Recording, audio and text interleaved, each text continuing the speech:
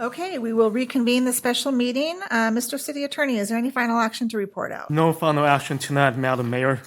Then we will adjourn the special meeting and call to order the regular meeting of the Folsom City Council for Tuesday, March 25th, 2025. Would the clerk please call the roll? Council members Leary, Here. Rathel, Here. Kozlowski, Here. and Aquino.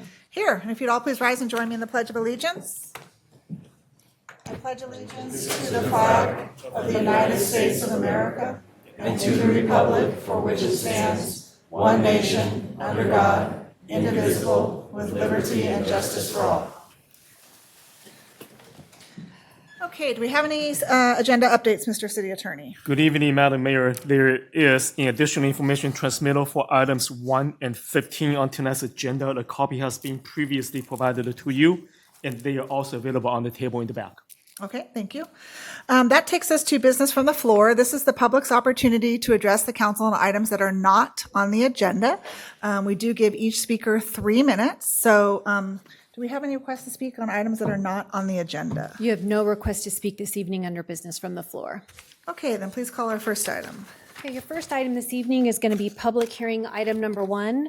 This is resolution number 11341. This is a resolution declaring results of the Natoma Station Maintenance Assessment District number 25-1 ballot proceeding, approving the final engineer's report, confirming the diagram and assessments, and ordering the levying of assessments for the maintenance and servicing of improvements within said district.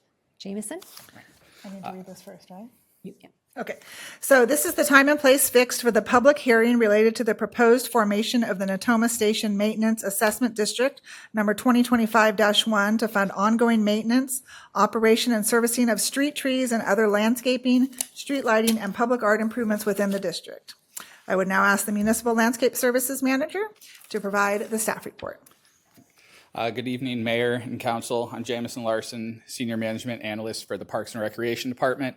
I will be presenting information on the Natoma Station Landscaping and Lighting District and the proposed Natoma Station Assessment District 2025-1. The original Natoma Station LNL was formed in 1990 to maintain certain assets within the district that provide a benefit to the residents of that district. These include landscaping, streetlights, certain fences, sound walls, art, open space, mini parks, and other similar assets. The rate was established in 1990 at a rate of $91.70 per unit and has not increased since that time. In that same period of time, costs have increased dramatically. This has caused the district to run in a deficit for a number of years as expenses have exceeded revenues. The city held 2 public meetings to describe the financial situation to residents, one in June of 22 and another in March of 2024. These meetings were advertised through postcards to all residents as well as yard signs at major entries to the neighborhood. The public meetings were well attended with approximately 50 residents at each of the meetings. Staff presented the facts of the deficit and asked for resident input on how they would like to proceed to address the deficit. Staff offered 4 options. Option 1 was reduce service to balance the budget. Option 2, provide a vote to increase the assessment to cover the deficit and address certain unscheduled costs. Option 3 was all of option 2 with additional assessments to address deferred tree and irrigation maintenance. And option 4 included all of option 2 and 3, plus provide ample budget for long-term costs to maintain the art, replace pavers at major entries, and replace landscaping at end of life. Support was overwhelming by those in attendance to provide option number 4 as the assessment to be voted on by the property owners. Outreach efforts included mailers to all property owners, a dedicated webpage on the city website, and then we did yard signs at all the major and minor entries to the neighborhood that had information on the district, a QR code that could be scanned to send them to the district website to get additional information, as well as the long form website if somebody didn't want to use a QR code to get there. Additionally, concerned residents had conversations on social media and did door-to-door outreach in the neighborhood. And the ballots were sent to property owners on February 6th, meeting the 45-day period for district property owners to consider the proposed assessment. The ballots will be counted following the public hearing, and ballots are weighted by assessment amount as determined by the special benefit received by each property. The range of assessments for a single-family home is between $185.47 and $360.15, with the average single-family assessment at $258.45 annually. And then that concludes my report. I have the consultant from MBS Finance here. We're happy to answer any questions. I do want to note that all ballots must be submitted before the close of the public hearing. And if any property owners required a replacement ballot, MBS can provide that ballot. Thank you. Any questions from the council for Jameson or the, sorry. Any questions from council for Jameson or the consultant? Councilmember Leary? Yeah, I just have a couple of questions, and the consultant may be presenting this, but there were some tables in the staff report and then the report by the consultant showing how far in arrears the district has been since the 2020 to 2021 year up through the 2024 through 25 year. And I'm just wondering if that table will be shown in the presentation?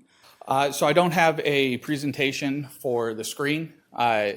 Just a verbal presentation of the information. However, the staff report is available, and it does include those tables that show the actuals for 2021 through 23-24 estimate, as well as the projected for 24-25.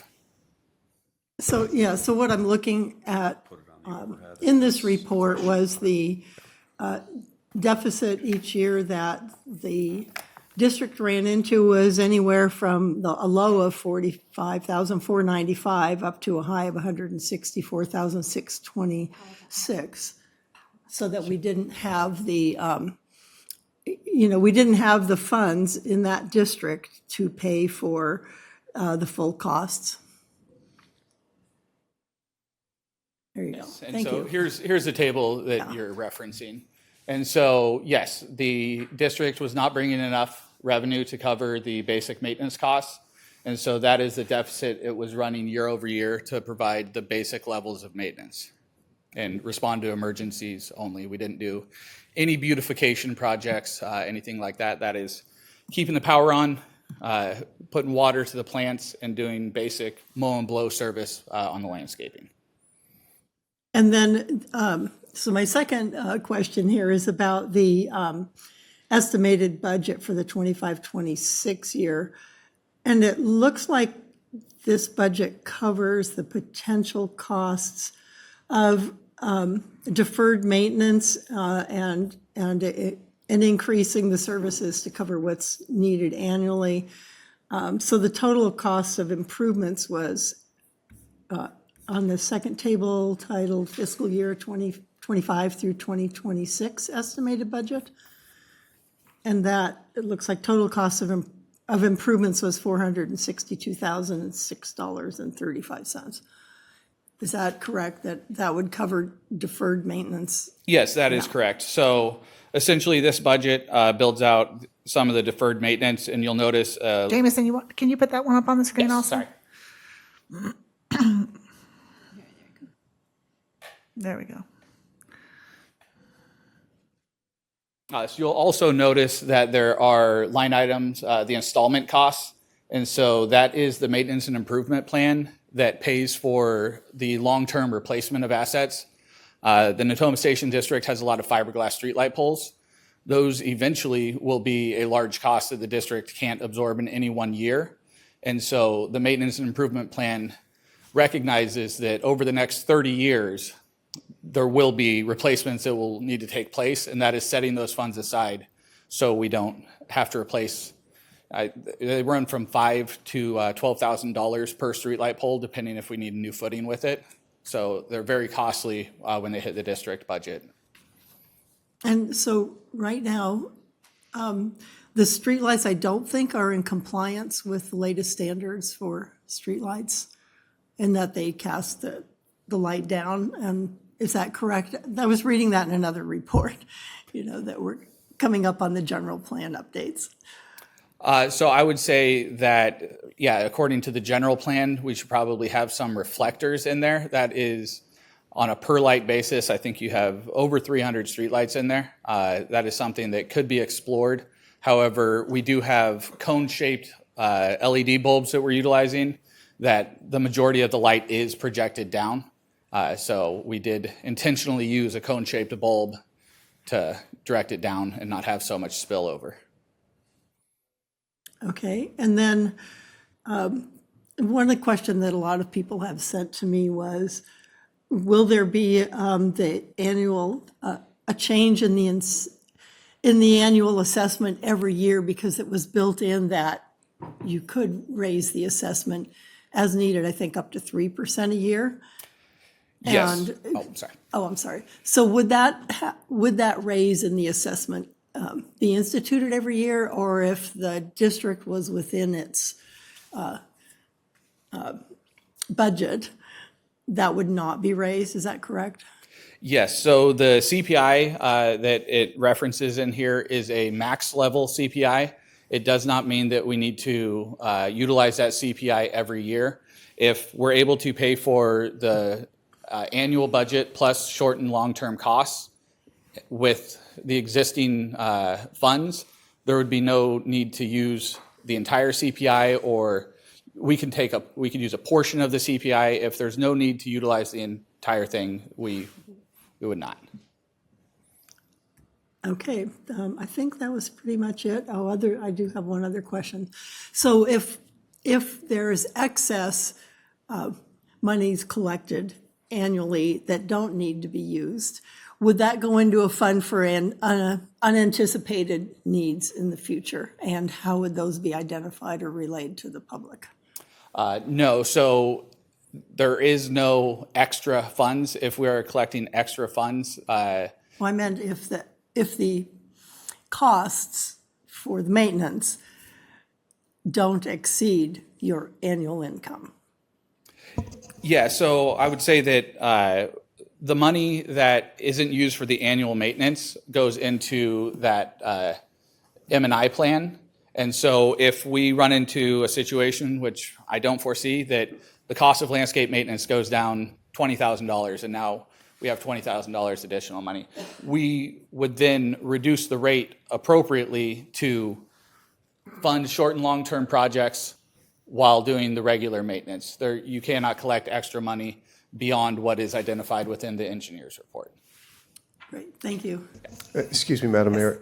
So if I could just add a little bit onto that, that the goal would be, I mean, if this actually passes, that funds would be used to offset the deficit over a period of years, so that would make the fund whole again, right? So right now, according to the chart, we're at a deficit about 601,000. And so with the new assessments, if they pass, we would adjust the budget to improve the level of service that's being provided, but also set aside funds to pay back over a period of time that deficit. So that deficit was covered by city funds, like So technically, anything that doesn't have a revenue source is backed by the general fund. No general fund money has been expended.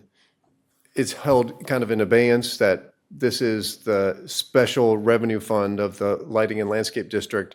And so the law allows us to run a deficit from one year to the next, but we have to have a plan to get us out of there. So if we never get it out of the deficit position, that ultimately will be a burden on the general fund. Thank you. Okay. The city council will hear from any interested person who desires to address the council on this matter. So the public hearing is now open. We do have one request to speak. If anybody else would like to speak on this matter, I do ask that you fill out a blue card on the back table, hand it to Sergeant McGarry, and the clerk will call you up. But right now, I think we just have one request to speak. Yeah, only one request to speak so far, and that is from Sandra Lunsford. Sandra, come on down.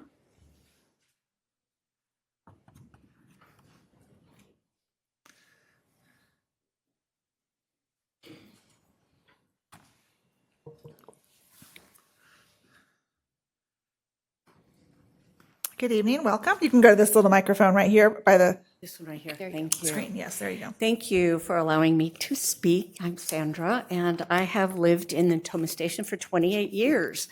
And during this time, I have watched the vegetation grow and the trees grow and the density on the drainage areas and the green belts become more dense. And we have continued to pay $7.20 a month for maintenance of this amount of beauty that we enjoy in our neighborhood. Newer neighborhoods have been installed since, and they have lots of new facilities where where they have neighborhood associations that privately finance their facility maintenance. And if we refuse to fund our new L&L maintenance, we can expect neglect. We can expect to have this at 34-year or 37-year-old fees that we started with at the very beginning. And our green belts and drainage areas will be neglected if we don't pay for maintenance. And they could be more attractive to homeless camps, maybe drug use, and it could decrease our safety of our neighborhood and our home values. In reality, taxpayers are paying for us to have the beauty we have in our neighborhood, and that is not sustainable. If we take control and proactively pay for our own maintenance, we can be in control of its sustainability and the quality of our neighborhood and the landscaping, keeping our home values competitive on the market and safeguarding our children and grandchildren's safety. And thank you for listening, and I appreciate what you do. Thank you for Thank you letting very me much talk. for coming out. Okay, any other requests to speak on this item? You have no further request to speak on this item. Okay, seeing no one else who wishes to be heard, do any members of the city council have any further questions for the district staff or consultants? No, okay. Then I would like to remind everyone that all assessment ballots must be received by the city clerk before this public hearing is closed. Ballots received after the close of this public hearing will not be tabulated. So if anyone in the audience has a ballot, please submit your ballot now to Jennifer Jimenez or Christine Kelly from the clerk's office. You can stand maybe and let folks know. If you have a ballot to turn in, please do so now.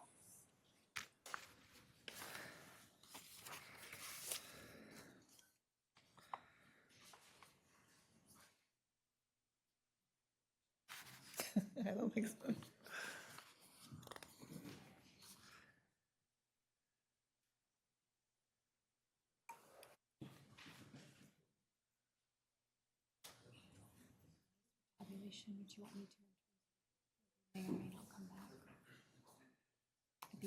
I'll say that when I say this, yeah. Okay. This is the final call to submit your assessment ballot. The public hearing is now closed, and assessment ballots received by the city clerk after this time shall not be tabulated. We will now table the matter until the ballots are tabulated. This matter will be resumed once all ballots are counted. Do you need a motion? Not yet, no. Okay, the city council shall now table the matter and continue with the remainder of the agenda while the assessment ballots received prior to the close of the public hearing are tabulated. The tabulation will now take place at the Public Works Large Conference Room located at 50 Natoma Street, Folsom, California. I don't know if I was supposed to say that or not. We don't need a motion to continue, do we? We do not. Okay. We're just tabling it for now. Okay. So I assume most of you are here in the audience for this item. The clerk's office is going to go into a conference room here in City Hall to do all the tabulation. We don't know how long it will take. We're hoping it will be done by the end of our meeting when we get through all of our other business. So you are welcome to stick around and hope that that is the case. If they are not done tabulating by the time we are through with our business, we will adjourn and we will announce the results the next meeting. Okay? All right. Call the next item, please. Okay, this is going to take us into our joint meeting portion of tonight's meeting. So we will convene the joint council meeting and Public Financing Authority meeting, Folsom Ranch A Financing Authority meeting. Okay, And please call the roll. yeah, so council members Leary, Here. Rathel, Here. Kozlowski, Here. and Aquino. Here. Okay, your public hearing item tonight under this joint meeting is item number 2. This is Folsom Ranch Financing Authority, City of Folsom CFD number 23, which is Folsom Ranch Improvement Area number 7, Special Tax Revenue Bonds, Series 2025. You have 2 resolutions before you tonight. I won't read the entire title, but it's resolution number 11344 and resolution number 014, Folsom Ranch FA. Okay. Hello, I gotcha. Stacy. Okay, hang on. Okay, you're good.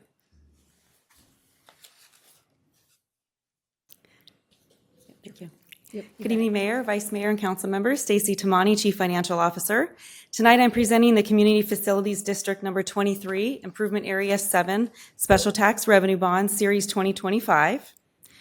For your background information, the council approved CFD 23 Improvement Area 7 in December of 2021.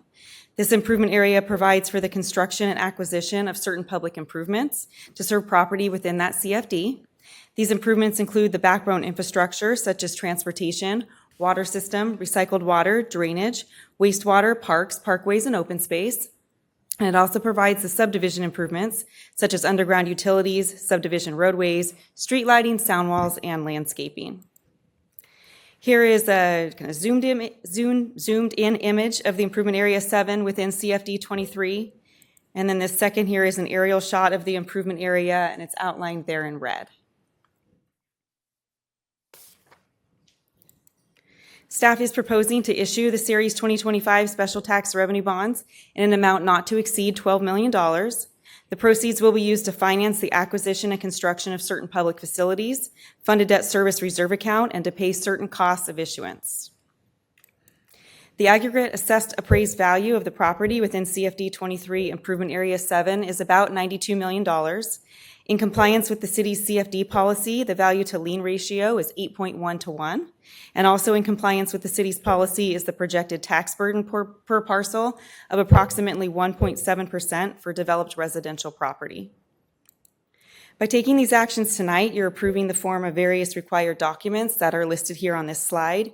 You're also authorizing the officers of the city and the Folsom Ranch Financing Authority to execute any and all documents and to take appropriate actions to prepare to issue the bonds.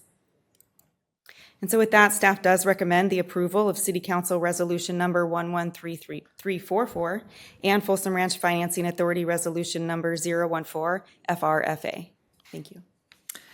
Any questions from the council for Stacy? I have a quick question. Okay. How many bonds are there being assessed in the plan area? And are they individual to each separate development? Yes, they're individual to each of the improvement areas. And can you kind of give me I'm just curious, a ballpark figure about how many bonds each one of those areas has? They each have about one right now, Okay. But there could be potential for more. depending like on if the school lien has been bonds closed or not. So they could potentially issue additional up to their limit. Okay, thank you. Okay, we will open the public hearing. Do we have any requests to speak on this item? You have no request to speak under this item. Then we will close the public hearing, and I will entertain a motion for resolution number 11344. So moved. Second, We have a motion and a second. Please call the roll. Council members Leary, yes. Rathel. Yes. Kozlowski. Yes. And Aquino. Yes, and I will entertain sorry, I keep messing this up. A motion to approve resolution number 014-Folsom Ranch FA. So moved. Second, We have a motion and a second. Please call the roll. Council members Leary, yes. Rathel. Yes. Kozlowski. Yes. And Aquino. Yes, and we will adjourn the joint meeting and reconvene the regular city council meeting. And please call the next item. Yes, so that takes us to scheduled presentation item number 3. This is the city manager's fiscal year 24-25 second quarter financial report. Just as a note, this is continued from March 11. And hold on one second. See, did you want to read this statement now or at the end? At the end, please. Okay. Go ahead, Stacy.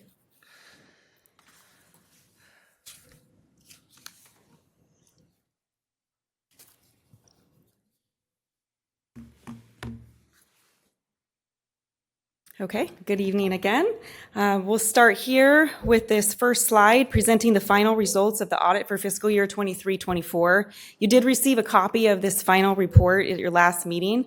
And then after we go through this slide, we're going to jump right into the second quarter financial update for fiscal year 24-25. And that's the period of October through December of 2024. So first, we're going to start here with the fiscal year 23-24 audited year-end results. We had reported back in December that we expected the June 30th final figures to result in an unassigned fund balance of $24.9 million. And as I mentioned at your last meeting, that's exactly where we ended. And so you see that in the bottom chart there. The $24.9 million was your ending unassigned fund balance. The final audited revenues were $119 million. You see that at the top of the chart there. That included about $3 million of ARPA revenue that was recognized that fiscal year, and so of course that revenue is not ongoing. The total expenditures were finalized at $115.6 million, and the change to the unassigned fund balance was $1.65 million, exactly as we had estimated. And so that gave you a total change to your unassigned fund balance of about $1.98 million, which is what we had presented in December. The fiscal year 23-24 budget did include a 1% contingency amount as required by our financial policies. And so if that isn't used, it rolls into fund balance, and that's how the city maintains that fund balance as a percentage of expenditures as your expenditures grow. We want to be sure that we're staying within that council's approved range of 17 to 20%. So that contingency did roll, and that makes up most of this increase to your unassigned fund balance this year. So with that activity, your unassigned fund balance was finalized at that $24.9 million, which was 21.57% of expenditures. So now that the audit is complete, per your policy, we are requesting to transfer the amount of the unassigned fund balance that exceeds that 20% cap, and you'll see that on your consent calendar tonight. That's resolution number 11335. And this would be the first transfer of the unassigned fund balance to the Capital Projects Fund since the Great Recession. And with that transfer, that would reduce the unassigned fund balance by that $1.9 million. So now on to our current year, 24-25. I'll take you through this chart here. We have revenues on the top line. On the left-hand side, you have your July 1st original adopted budget of $115 million. You have your approved budget amendments as you're going across to the right of $957,000 so far. And there is $497,000 of remaining ARPA funds that are being recognized at this point in the year to match the expenditures. Then we have your $1.7 million of your budgeted use of fund balance the City Council approved this year for a total amended budget for revenue of $118.5 million. So based on the data that we have so far, we are projecting revenues to come in slightly above budget at $121 million. And we'll go back down to the expenditure line here. You started with an approved budget on July 1st of $117 million, and that difference between the approved revenues and the approved expenditures was that council's planned use of fund balance of $1.7 million. We have $5.5 million of approved purchase orders that are held in your assigned fund balance for expenses that you approved in last year's budget, and we'll go over those a little bit more on the next slide. They are carried forward into the next budget, and the majority of that is for vehicle purchases, large construction projects, and other contracts. Those funds are held per our policies from that prior year so that we can pay those bills when they come due in the current year. Then you had $957,000 in approved budget amendments that have come to the City Council this year via resolutions, and then the $497,000 of ARPA expenditures. So your total approved budget right now is $124 million. We are projecting that by the end of the year, expenses, including that one-time transfer of the $1.9 million to the city's capital fund, would get you to the total of $129 million by the end of the fiscal year. So that's a change to your total fund balance of about $8 million. But again, you'll recall that 5.5 of that has already been set aside, and then you have the $1.9 million transfer. So that's the majority of that difference in the change of your fund balance. As far as budgeted encumbrances, just a little extra detail on what that is. So you have about $3.8 million of capital purchases that were approved in the last fiscal year that rolled forward because we hadn't received them yet. This is for large public safety vehicles, large equipment purchases, and some facility improvements. And then you had approved contracts where the department is in contract with somebody, could be for a 3-year project. And so those funds are rolled in order to pay those bills. And then all other is about $242,000 for that total of $5.5 million that was approved to roll forward into the next year for encumbrances.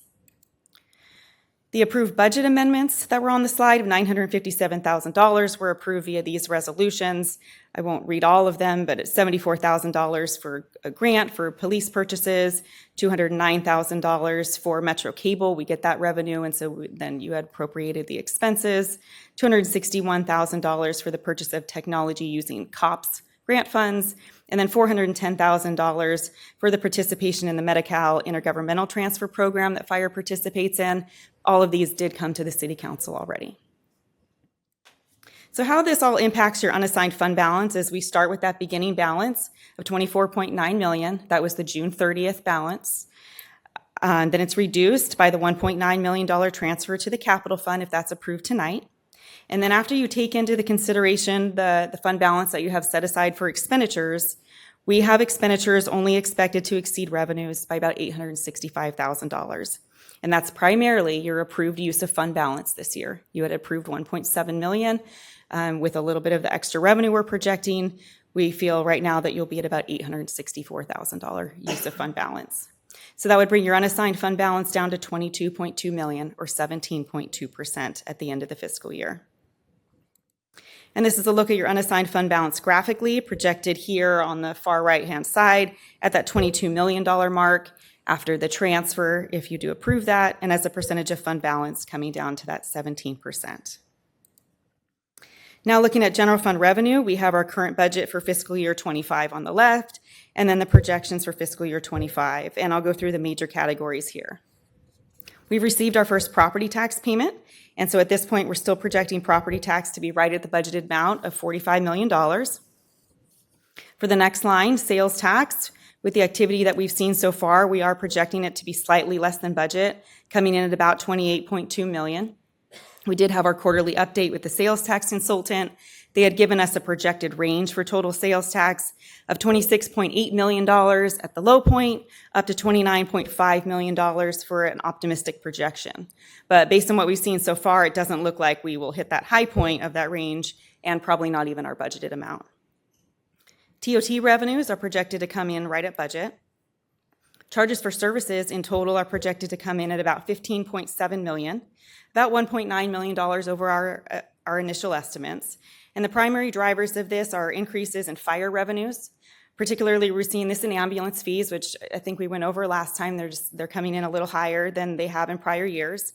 And then we also had some OES reimbursements related to fire. So in total, that's coming in about $800,000 higher than budgeted, helping to offset some increased overtime costs in the fire department. And we'll talk a little bit more about that in the expenditure slides. We also have about $500,000 related to some opioid settlement payments that are included in this revenue line item. We don't budget for those. They are restricted in their use, so that would come to the City Council for an appropriation for use in the future. As far as other departmental revenues coming in higher than our estimates within this category, we are seeing that in Parks and Recreation. We estimate them ending the year with about $350,000 in additional program revenue. And so that does help to offset some of the higher level of expenditures that we are seeing in that department. And then we do also expect to collect fees in community development sufficient to cover any increased contract costs that we're seeing there. As we go down the chart here, licenses, permits, and intergovernmental revenues are trending to finish the year about $1 million over our initial estimates. It's primarily related to some unbudgeted state grant revenue that we've received throughout the year. This will have offsetting expenditures expected by the end of the year, and it wasn't included in the original budget. And then we're seeing all other revenue projected to come in about $500,000 over initial estimates. And this is mostly due to that increased interest revenue. We saw that last year. We're continuing to see fairly high levels of investment interest. However, almost half of this interest is earned on restricted SPIF funds that are combined with the general fund. And so they're not available to be spent on general fund purposes. And then you see that in your restricted fund balance at the end of the year. So that leaves us with a total projection for general fund revenues of about $121 million, so just about 2% over our original projections. Now moving on to projected expenditures for 24-25. We've added an extra column here. You have your July 1 adopted budget, so this is what you see in your budget book. Then in the middle column, you have your amended budget, which was what we went over, how you get there with your encumbrances and with the resolutions you've approved so far. And then we have our projections in that third column. So when we compare fiscal year 25's amended budget to our projection, we're projecting to be about $3 million over budget by the end of the year, or 2.6%. And again, these are just projections. The budget has not been overspent at this time. So as we go through the categories, general government is expected to be pretty much right at budget. The police department is expected to end the fiscal year at 103.2% of budget, or about $958,000. This is mostly due to salary and benefit increases that we're projecting based on current negotiations between the labor group and the city. And any increases that happen as a result of that agreement will be over and above what was included in the initial budget. We're also seeing increases in categories such as vehicle maintenance costs on aging vehicles, the cost of petroleum products, utility bills, increases to contract costs, and increased costs for the replacement of equipment and vehicles.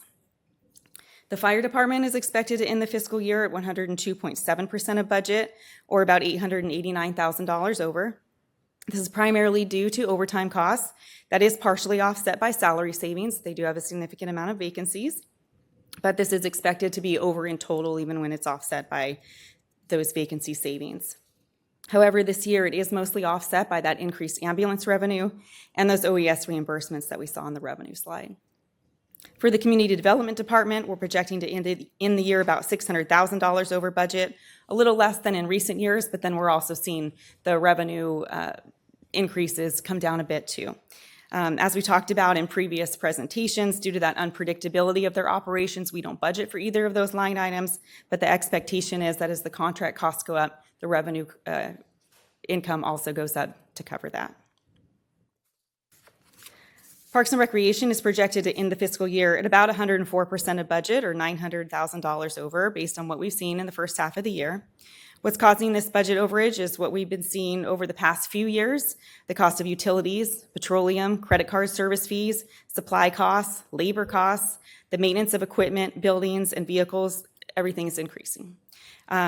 Just a reminder that Parks and Recreation does include the facilities division, also park maintenance, in addition to the recreation programs, and it's all included in this same line item. So when there's an unexpected maintenance cost, something they have to do to one of our facilities, it is covered in this budget line item here.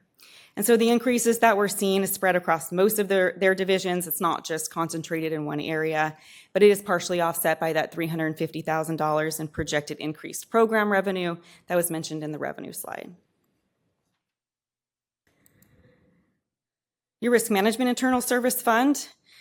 This is a 6-year chart here, now showing the unrestricted net position, which is really what I wanted to show here, going from about $9 million in fiscal year 1920 down to a projected $3.9 million as we finish out fiscal year 24-25. We are continuing to see expenditures exceeding revenues. We do try to estimate what those costs will be, but then we get the bills for the liability insurance, the medical insurance, as we're already into the fiscal year. And so we've seen those grow faster than what we had anticipated. And this chart shows here some of those major expense categories. We have active employee health covered by this fund, retiree health, workers' compensation, and liability insurance. And really, it's been the liability insurance that has been growing at the fastest rate and what has continued to have that fund use up some of their fund balance. Could you go back just one slide for a second for me? So we're projecting to actually end up this year for the first time? The stabilization? We hope so. We have been getting more and more dialed in on that liability insurance increase. So we did budget for a larger increase, hoping that we would be able to cover it this year. Okay. Positive news. Positive news. Well, it just means we put enough in there. That doesn't mean it went down. Better than previous years. We'll go with that. Yes. And then just the last slide here, a summary on your water, wastewater, and solid waste funds. They're projected to end the year with operating revenues exceeding their operating expenses. And the working capital balances in water and wastewater are expected to decrease slightly after their capital expenses are included. And solid waste is projected to increase slightly. And that's the report I have for you tonight. I'm happy to answer any questions. Any questions for Stacy? Yes, Vice Mayor Rathel. When do we get our second property tax payment? We get that at the end of the fiscal year. So we're doing a true-up after June 30th. So we're doing it after June 30th. So right now, with our first property tax payment, how far ahead are we in property tax? The first property tax payment is an estimate. They give us an amount, right? And so we do some analysis on it based on what percent of our total each year this first payment has been. So let's just say in general, it averages that the first payment is about 40% of our total. So when I look at it now, it's looking right there where it has been with that average, so about 40% of the total. So we feel pretty comfortable that based on how that usually turns out, we'll meet that property tax number. Okay, because the number to me looked much higher than what was in the budget for property tax in particular. Sales tax, it was like, oh, we're going to carry this loss over. And I'm just curious, we have a lot of deferred maintenance in the city, right? So I understand being conservative in our budgeting, but if we're going to end up a couple $1 million over in property tax, I'd rather know before the end of the fiscal year versus after the end of the fiscal year, because that just puts off deferred maintenance for another 6 months of things. So Sure. is there any...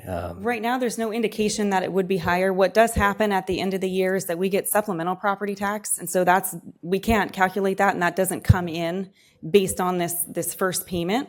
It's whatever happens during the year based on the homes that are sold. And so they don't provide an indication of that. And so when you do see property tax coming in above budget, it's typically because of that figure, and we don't get that figure until the end of the year.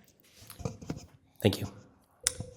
Madam Mayor, may I add, I appreciate Councilmember Rathel's comments about the property taxes and the timing of that.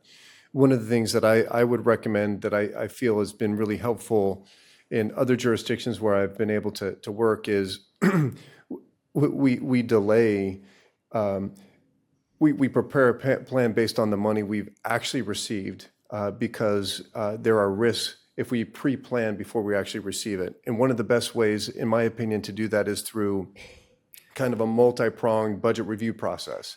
And we'll talk about this a little later, but how that would work is we adopt our preliminary budget in the May-June period, because at that point, we don't know what our true ending funding balances are, right? So the preliminary budget is our best guess of where we're going to be going into the future. But then in August, September timeframe, we've now closed out all the books. We actually have the property tax revenue in hand, and we can see if our projected ending balance actually ended up where we thought it would be. And then we adopt a final budget at that point where you know exactly where you stand, and then you can more accurately allocate things for deferred maintenance. And that's something that, we have a huge amount of things. I've been in budget meetings for the last couple of weeks. When you look at the library roof, the library HVAC, our trails, our park structures, and I'm just getting started. And this is not new to anyone on this dais or probably in the audience, but it's something that's really important to me. It is much better for us to finish the year with the ability to assign those with real numbers as opposed to a hope that it'll actually end there. And so I just know that with a little bit of delay, that we will actually have the numbers to work through that. And that way it becomes more of a community process, a council-directed process. And then the third prong of that is we come back to the community in February, and we've actually started to receive our first elements of the revenue streams for that year. And so we can more accurately project where we're going at the end, where we will be at June. And so we can adopt a mid-year budget that can do some of the things that you mentioned because we actually have money in the bank. Like right now, we don't have anything in the capital fund unless the council approves the 1.9 in a later item. And so I would encourage us to not delay going forward, that we continue to do that, even if it's in small bits, because bad news does not get better with time, and so we're going to have to address that. But I would also just like to thank Stacy Tamani, our finance director, her team for putting together this report. Our goal is to try to be able to connect the dots, like where did we start and how did we get to this point? And I think she was able to highlight that very well. And Madam Mayor, I do have a statement to read from Councilmember Rohrbach. Is this appropriate time? Sure, yeah. Okay.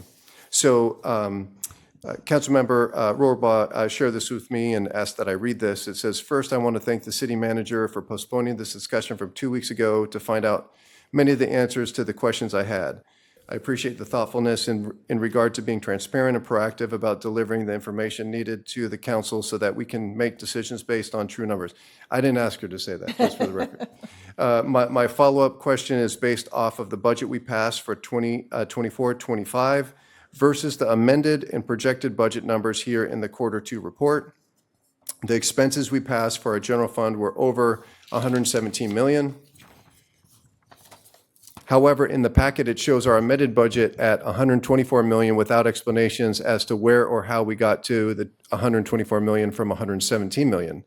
Over 7 million difference without a transparent accounting as to why. What is explained in the updated packet is how we got from the unexplained 124 million amended budget to a projected year-end expense of 129 million. While the explanation of the 5 million additional expenses is appreciated, it's only part of the story. To give more time and space for you to find out these answers, I request and would like future explanation of where and how we go from 117 million budget to 124 million in the future, as well as I would like any amendments to the budget that was previously passed to come to council for a transparent process and accounting of where our taxpayer funds are going. I believe this is a process the city manager will support, and I look forward to supporting his efforts in creating more trust and transparency, not just with council, but with our community as a whole in doing so. I'm deeply grateful and excited about being given the opportunity to get answers to how we are investing our taxpayer dollars. I really appreciate the comments, that I've received in a short period of time that I've been with the city from the entire council, and also from Councilmember Rohrbach to ask these questions. I think they're really, really important questions, and it's imperative that we have the answers and we can explain articulately to our constituents. And I think Ms. Damani did that tonight, and really, really appreciate your effort in doing that. And so just to highlight, I call it connect the dots. Like, how did we get here? And so we started with 117 million as the budget. And this is something that we will present kind of changes. One of the things that makes it harder to track is when we have capital expenditures that are budgeted in our operating accounts that carry over from one year to the next. So if you remember, there was a large number of encumbrances. So basically, it's revenue from the previous year that's carried over. So we can only realize the revenue in this year that we receive in this year, but we can spend more than we receive this year. So the funds were accounted for, but it's kind of convoluted. So what we will be recommending in future budget cycles is that if there's money set aside for fire engine purchases or ambulance or patrol cars, that if it's not going to spend immediately, that it's put into a vehicle replacement account or a fire apparatus account so that it doesn't affect the operation, so you can see a true trend line of what our operational costs are. An example I would give is if a household had a major expense, you set up your budget for the month, and this is your expenditure plan, and this is how much money you expect to bring in, but you have a savings account. And if you have a major HVAC repair, you're really not going to penalize yourself in your operations in your day because you're prepared to pay for the HVAC. And so in many senses, our goal is to get to that point where when we have the need to repair HVAC systems, playgrounds, and other things, that it's not a strain on our operating budgets, it's more of a streamline. We have a ways to go to get to that point. But I know if we don't have it as a goal, if we don't put a strategy in place, we will never get there. And so I really think this is a really good start to communicate. We look forward to future dialogue from the community members and the council because it's your budget. It's your city, and we want to help you get to where you want to go. And that's all I have. Thank you. Councilmember Kozlowski, did you have any questions or comments? None, thank you. Councilmember Leary? No. Okay. I got Oh, one go ahead. more, sorry. Yes, no, you're fine.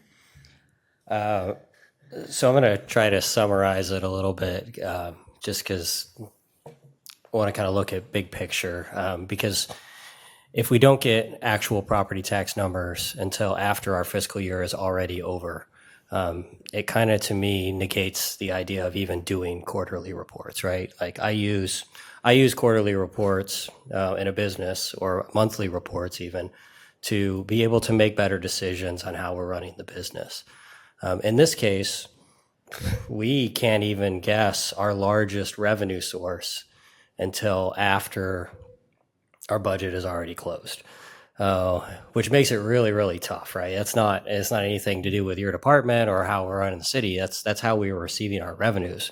So we're doing these quarterly reports. We're putting together our best guess for projections, but our largest revenue source, we literally don't get the data until after the year is closed.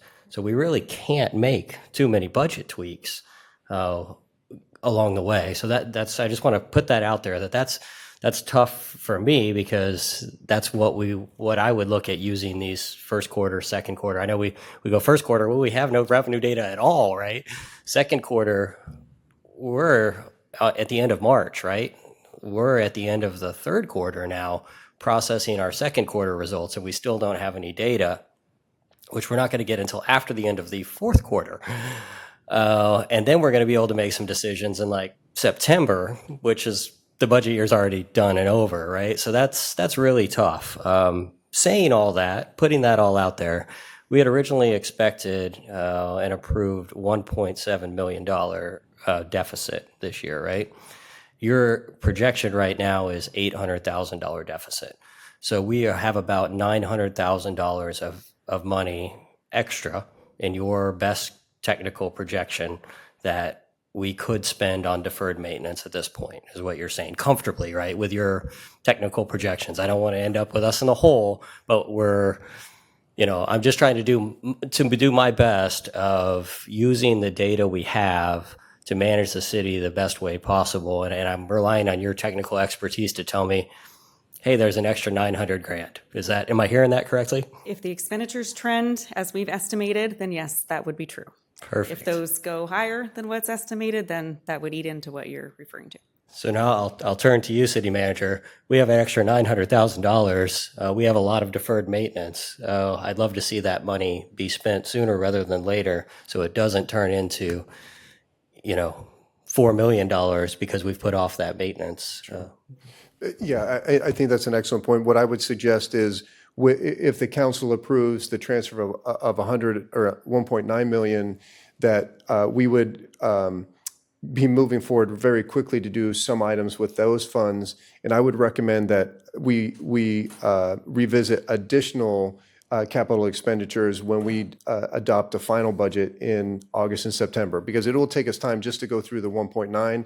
So we're really not losing anything to get started with that. So I think we'll essentially accomplish the goal that you're suggesting by waiting, because then we have then we can come to you with basically 100% confidence that we closed the checkbook and this is the ending fund balance for that checkbook at that time. And then we have an idea. And I just have found in my experience doing this for the last 2 decades that it's just much better if we wait just a little longer to finalize it, and then it becomes regular. It's almost like when you start a job, you don't get paid for the first 2 weeks or a month, and that kind of stinks. But once you get it, you actually have it. And so I'd much rather build a budget off what we have as opposed to what we hope, because I've seen crazy things happen. And but I mean, I can share with you that our team's goal is to address these deferred maintenance as fast as we possibly can. Yeah, I'm just urging us we've been cautious, and I think your team, cautious and conservative is the right approach as far as the finance team goes. But you're a very cautious and conservative team, which has managed to step up our fund balances, saying, hey, we got a little extra money. So Yeah. let's not err on the side of caution too much where our experts are telling us we've got more money to spend. Yeah, so we also have to be careful and look even further ahead. With the growth areas in south of 50, we are generating higher property tax revenues. But we also know that part of that 900,000 that we think we have will need to fund another fire station staffing. So although we have capital for the fire station, we're going to have to eventually hire 9 additional firefighters to staff that at $2 million of new annual revenue. So we're going to have to follow that balance of deferred maintenance, have to have items, we have to find a way, but also accommodating our new residents in the newer areas with that new sales tax or property tax revenue. So I totally agree with everything.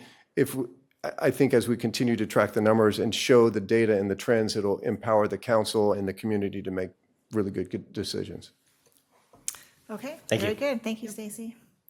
Okay, that takes us to our consent calendar. I want to pull item 7.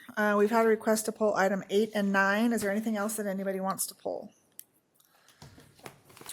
If not, then I'll entertain a motion for 4, 5, 6, and 10 through 13. Madam Mayor, I'll move items 4, 5, 6, 10, 11, 12, and 13 for approval. Second? We have a motion and a second. Please call the roll. Council members Leary, Yes. Raythel? Yes. Kozlowski? Yes. And Aquino. Yes.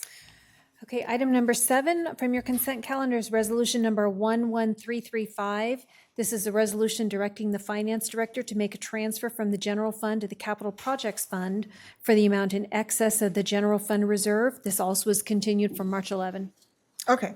I asked to pull this mostly for the benefit of our 2 newer council members and our new city manager. And this kind of dovetails with the discussion that we just had, because I am in full agreement with everything you said about the capital projects that we have and the need for getting started on some of those.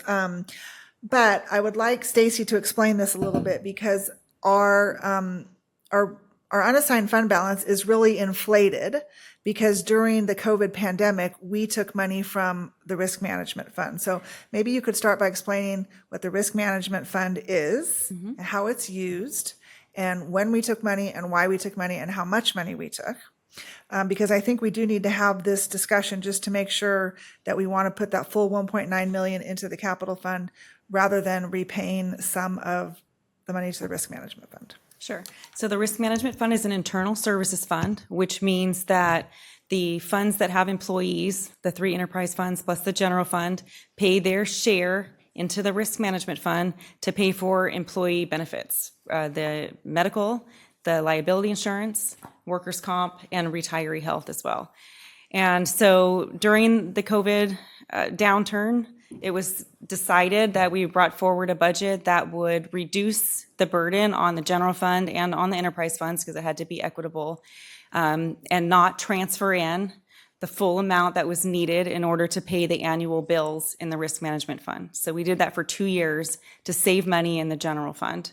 And that ended up being about $2.9 million savings to the general fund over those 2 years, which meant we had revenues short in the risk management fund and expenditures were higher than that each of those 2 years that we did it. And so that used the reserve that was in the risk management fund, and that was part of what has taken it down from $9 million to the 3.9 that we're projecting at the end of this fiscal year.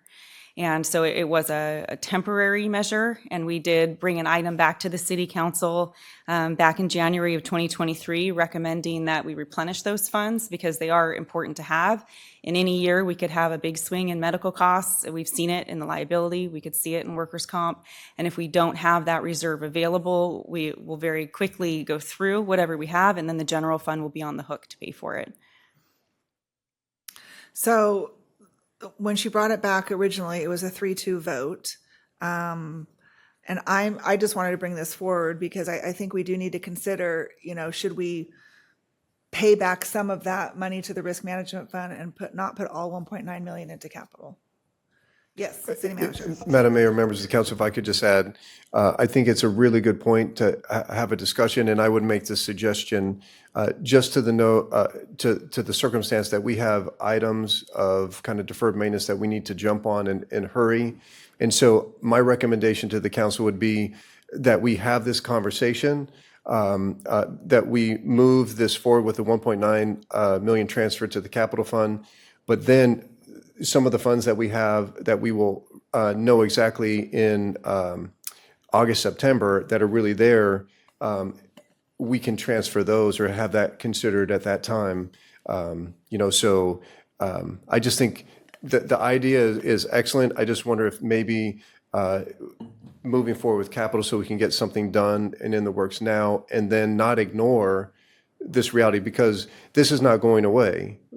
So we have to make sure that we keep our eye on the ball, that do we have adequate funds to cover our risk management needs? So with premiums going up as rapidly, and it's not just us, it's across the board for homeowners insurance, and everything is just going up. And so if we are not careful, we can wipe it out, and then it has tremendous impacts on the general fund. So I think it's wise to pose that question.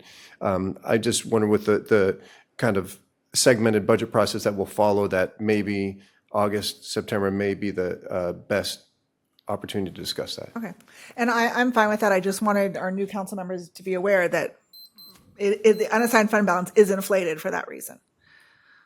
So, I think it's a great discussion to have for sure. I'm supportive of having that discussion as part of the overall budget process, and I think $3 million is still a cushion that is there that provides us some comfort in the swings.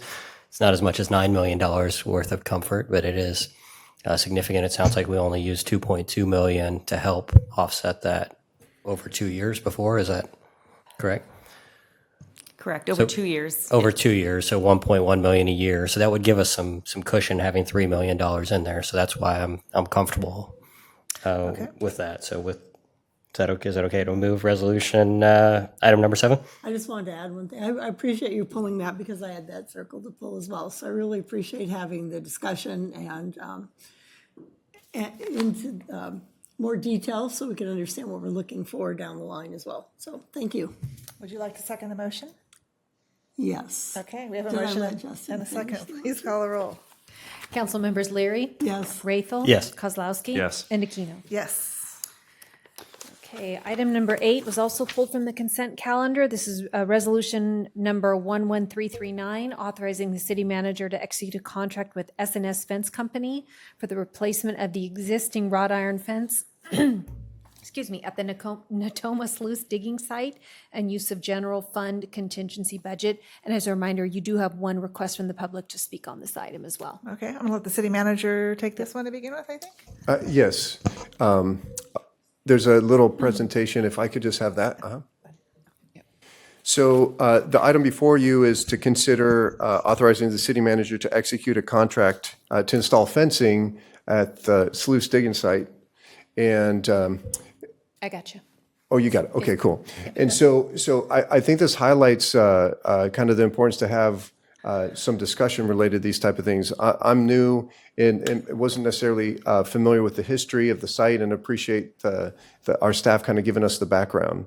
And so this comes from a place of trying to make things better, right? I mean, this site, if you look at, let's see, okay, yeah, there it is. So this is the sluice digging site. And it's behind the movie theater and the Larkspur Hotel. And it's fenced, but the fence has been damaged over the years. And so I really appreciate a conversation I had with Councilmember Raythel, who basically posed the question, man, is this the highest and best use of this funds when we have so many deferred maintenance items to replace? And so because of that, we started asking more questions. We met together with our executive management team and consulted with our city attorney about one of the main reasons for this is how can we reduce liability. And so one concern that came up is if we fence this, we periodically have fires in that, and our fire chief said, I have some concerns with the fence because what if we have a fire in there? One of the things I know our fire folks are good at is they can get into pretty much anything, and they're not going to have a nice seam, cut, gate. They're just going to get in and take care of it. So that kind of posed the question, well, do we really want to invest in this when we may have to get in there anyway? And so although this is on the agenda asking for approval, staff is basically asking the council to just put this aside, that we'll not move forward with this, and that those funds that we're going to be spent with this could be allocated for other capital improvements that may be a higher and better use for the community at large. Okay, any questions from the council before we call our one public comment? No? Okay, go ahead. Okay, James Tedford, if you'd like to come down and address the council. Welcome. Good evening.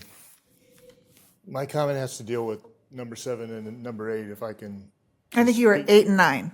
8 and 9, Yeah. sorry. 8 and 9. Just speak on number 8 right now.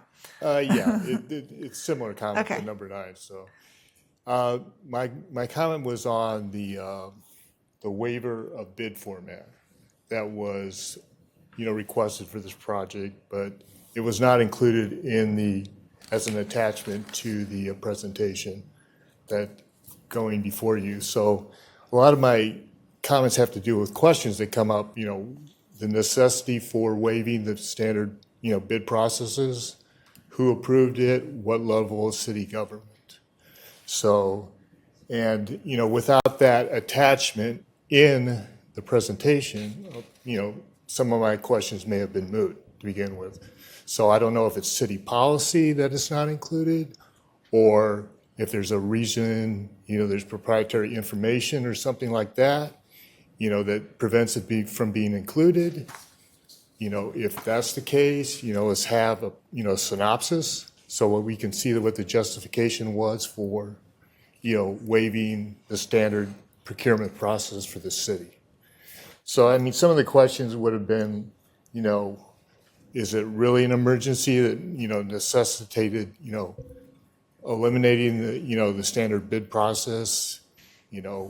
How do we maintain, if it is an emergency, how do we maintain the competition as best we can? The fence company, there was only one proposal that was submitted. Why was it this particular company? Had they done good work in the past?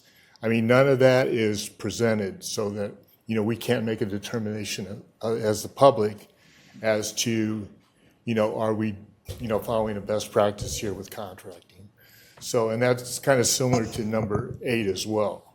So I would ask that we look at, including that documentation with, the city council agenda. Good feedback. We appreciate you paying attention. All right, thank you. Okay. Any other questions or comments? So if that's the,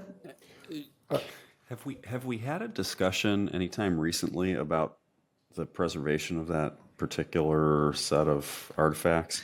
we have not. It is in the parks master plan, but we have not, to my recollection, had a discussion about that. Perhaps when and if this comes back, we can address, because part of the reason that there's a fence there at all is because there's some value to some structures that are there. Let's call it structures. And the way that they've been preserved to this point has been to try and keep people away from them, but there may be other methods that would actually preserve them better for the long haul that might actually negate the need for a fence. Yeah. Potentially. Good point. Yeah. Yeah, I have a long history with this site. I think the very first time you and I ever talked, it was about this Yeah, particular and piece of property. I think we should have that discussion, as you suggested.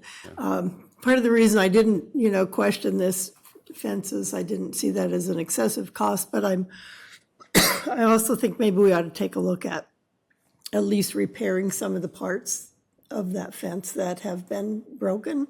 It can be an attractive nuisance, and I don't know how we want to go forward with having more discussion about this and maybe letting our new city manager know a little bit more about it and find out what was included in the general plan. When this was first preserved, it was an effort that began back in the 80s and 90s when it was set aside as a site that would deserve some historical preservation and interpretation. Funding for that is difficult, and so I think we should have some more discussion. I'm just trying to identify who we might want to have that with, but maybe you and I can have a discussion. Yeah, if I may, I mean, I think this highlights a point that we'll have conversations going forward, that clearly I think this deserves further conversation. But one of the things that, we as a community will have to determine is what are our priorities and where does this fit into that? And I think this is one that we will continue to have in our thoughts. How can we do better? Because we're not going to ignore it, but in some ways I don't think we should, just with the information I've been gaining over the last 2 weeks to see what many other pieces of infrastructure that the city has that needs attention. If we were to rate those, where would this fall on the list? Not that we don't do anything, but it may not be something that we're rushing to find an ultimate solution. But I think as we steadily attack our list, that this will ultimately be addressed so that we can make, any site and every site in Folsom better than it is today. Yeah, no, I totally agree, and I agree with not having to go through the full replacement and repair. But we can just move on to the next item and just let's go. do nothing? Is that? I could just make a quick comment before we move on. Oh, so I just wanted to take a moment and thank our city manager and thank the staff for being open to this discussion. It was kicked off on a Friday afternoon. Everybody headed into the weekend, and everybody hopped on it and worked on it. And our city manager went out and checked out the site. And staff was open to really, doing a little soul searching and saying, is this the highest and best use? So I just want to say I appreciate that work, and I think we've come to the right conclusion tonight. And there may be another $123,000 available for Castle Park or some other great high priority project that is used a lot more by our residents. So, Madam Mayor, very good question. Unless the council would like to push this item out to a future meeting, council should take an action on the resolution.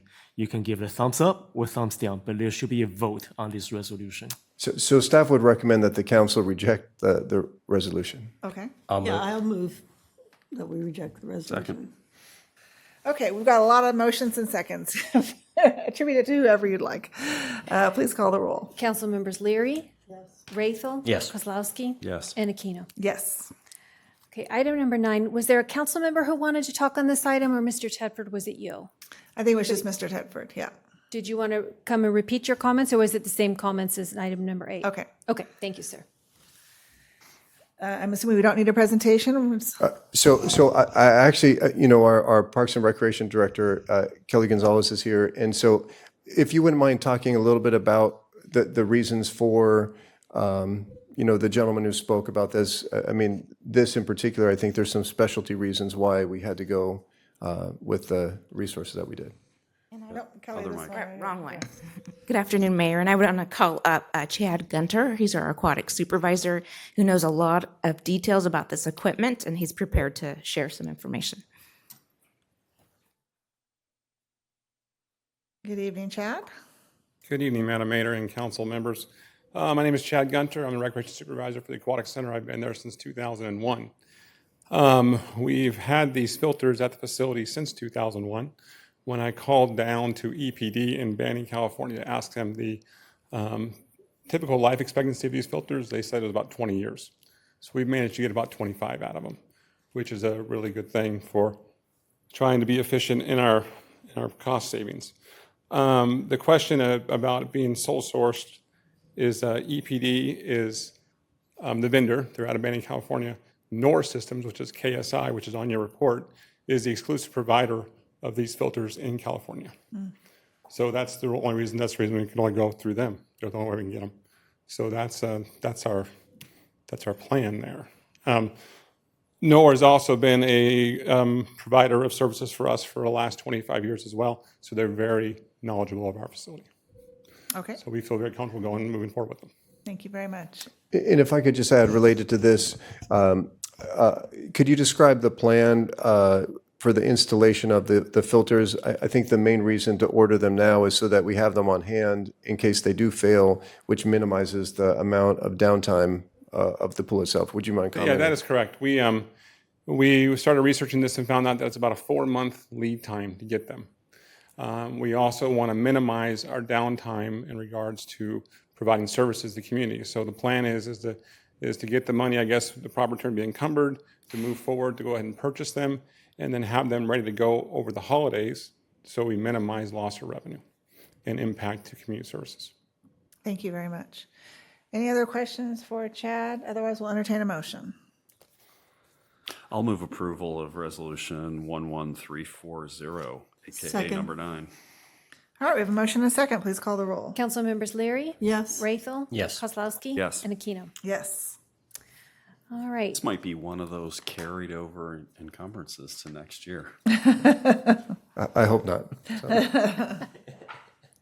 Well, if it takes 4 months, it'll be. We'll establish well, that's the true. I water mean, I'm talking about the filtration next special fiscal year, fund. but you're right. You're right. All right, so next up is new business item number 14. This is resolution number 11346, approving revisions to the repayment terms of an approved affordable housing loan in the amount of $2.7 million from the city's Housing Trust Fund to Pacific West Communities for the construction of 52 affordable housing units at the Harrington Grove Multifamily Affordable Housing Development. Good evening, Stephanie. Good evening. Let's see if I can figure this out. Escape. There we go. I'm getting it. Okay.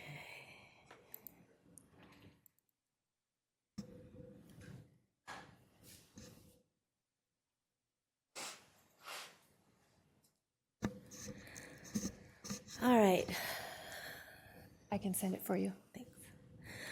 Good evening, Madam Mayor, Vice Mayor, council members. Stephanie Henry with the Community Development Department. So this next item before you this evening is a request for approval of revised loan terms for a previously approved affordable housing loan.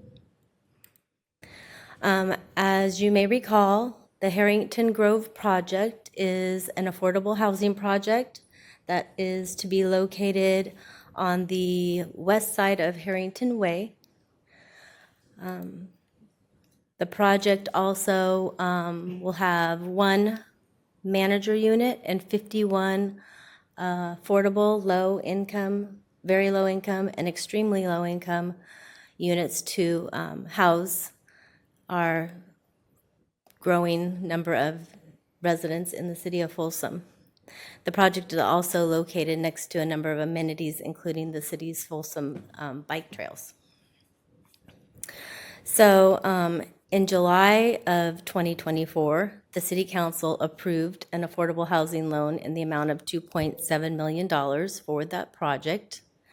Later that year, in November of 2024, the Planning Commission approved the project with a design review approval and density bonus.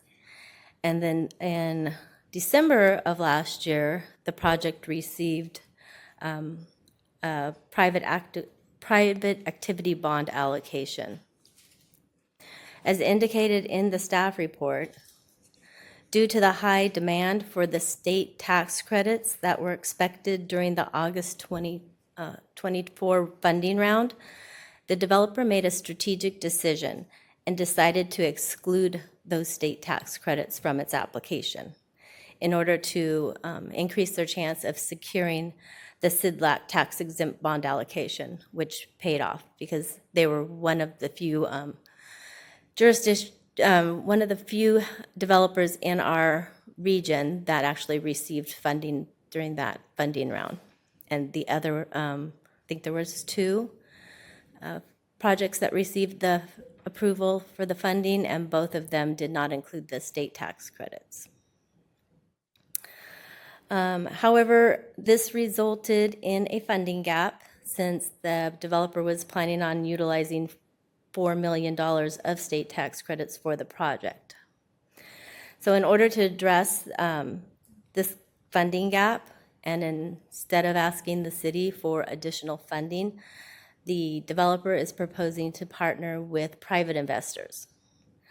However, this solution comes with condition that the private investors are requiring repayment of 75% of the residual cash flow for the project. And in order to meet the investors' requirements, the city is being asked to consider revisions to our loan repayment terms that would reduce the repayment obligation on the city's loan from 50% to 25% of the residual cash flows. City staff and the city's affordable housing loan consultant evaluated the developer's request and determined that it was a reasonable request and did not pose a viability risk. In addition, in looking at that request, the consultant also recommended that the city strengthen our loan terms. And so they actually recommended updates to our loan terms regarding final disbursement process, cost savings provisions, and also residual reserves. The financial impact to the city, if we accept this request, would be a deferment or a delay in the repayment of the $2.7 million loan balance and the accrued interest, but it will have no impact on the city's general fund. So given the increasing competitive nature of the securing the SIDLAC tax-exempt bond allocations and the relatively small request of $2.7 million from the city's $22 million funds of housing balance currently available, staff is supporting the revised repayment loan terms and is recommending City Council approval. Okay, thank you. Any questions for Stephanie? Okay, then we will entertain a motion. Do we have any public comment? No. No? I'll move item number 14. Second. We have a motion and a second. Please call the roll. Councilmembers Leary, Yes. Rayfield. Yes. Kozlowski. Yes. And Aquino. Yes. Okay, your last discussion item this evening is new business item number 15. This is the 2024 General Plan and Housing Element Annual Progress Report.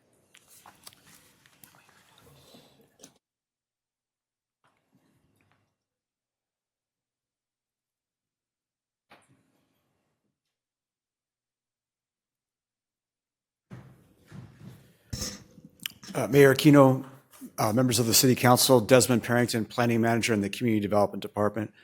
I'm here tonight before you to talk about the general plan as well as the Housing Element Annual Progress Report. Where's the... Okay, not that one. Right. Oh, just use that one. Okay. So just to give you a little, oh, yeah, okay. I was like, where did it go? My apologies. Yeah.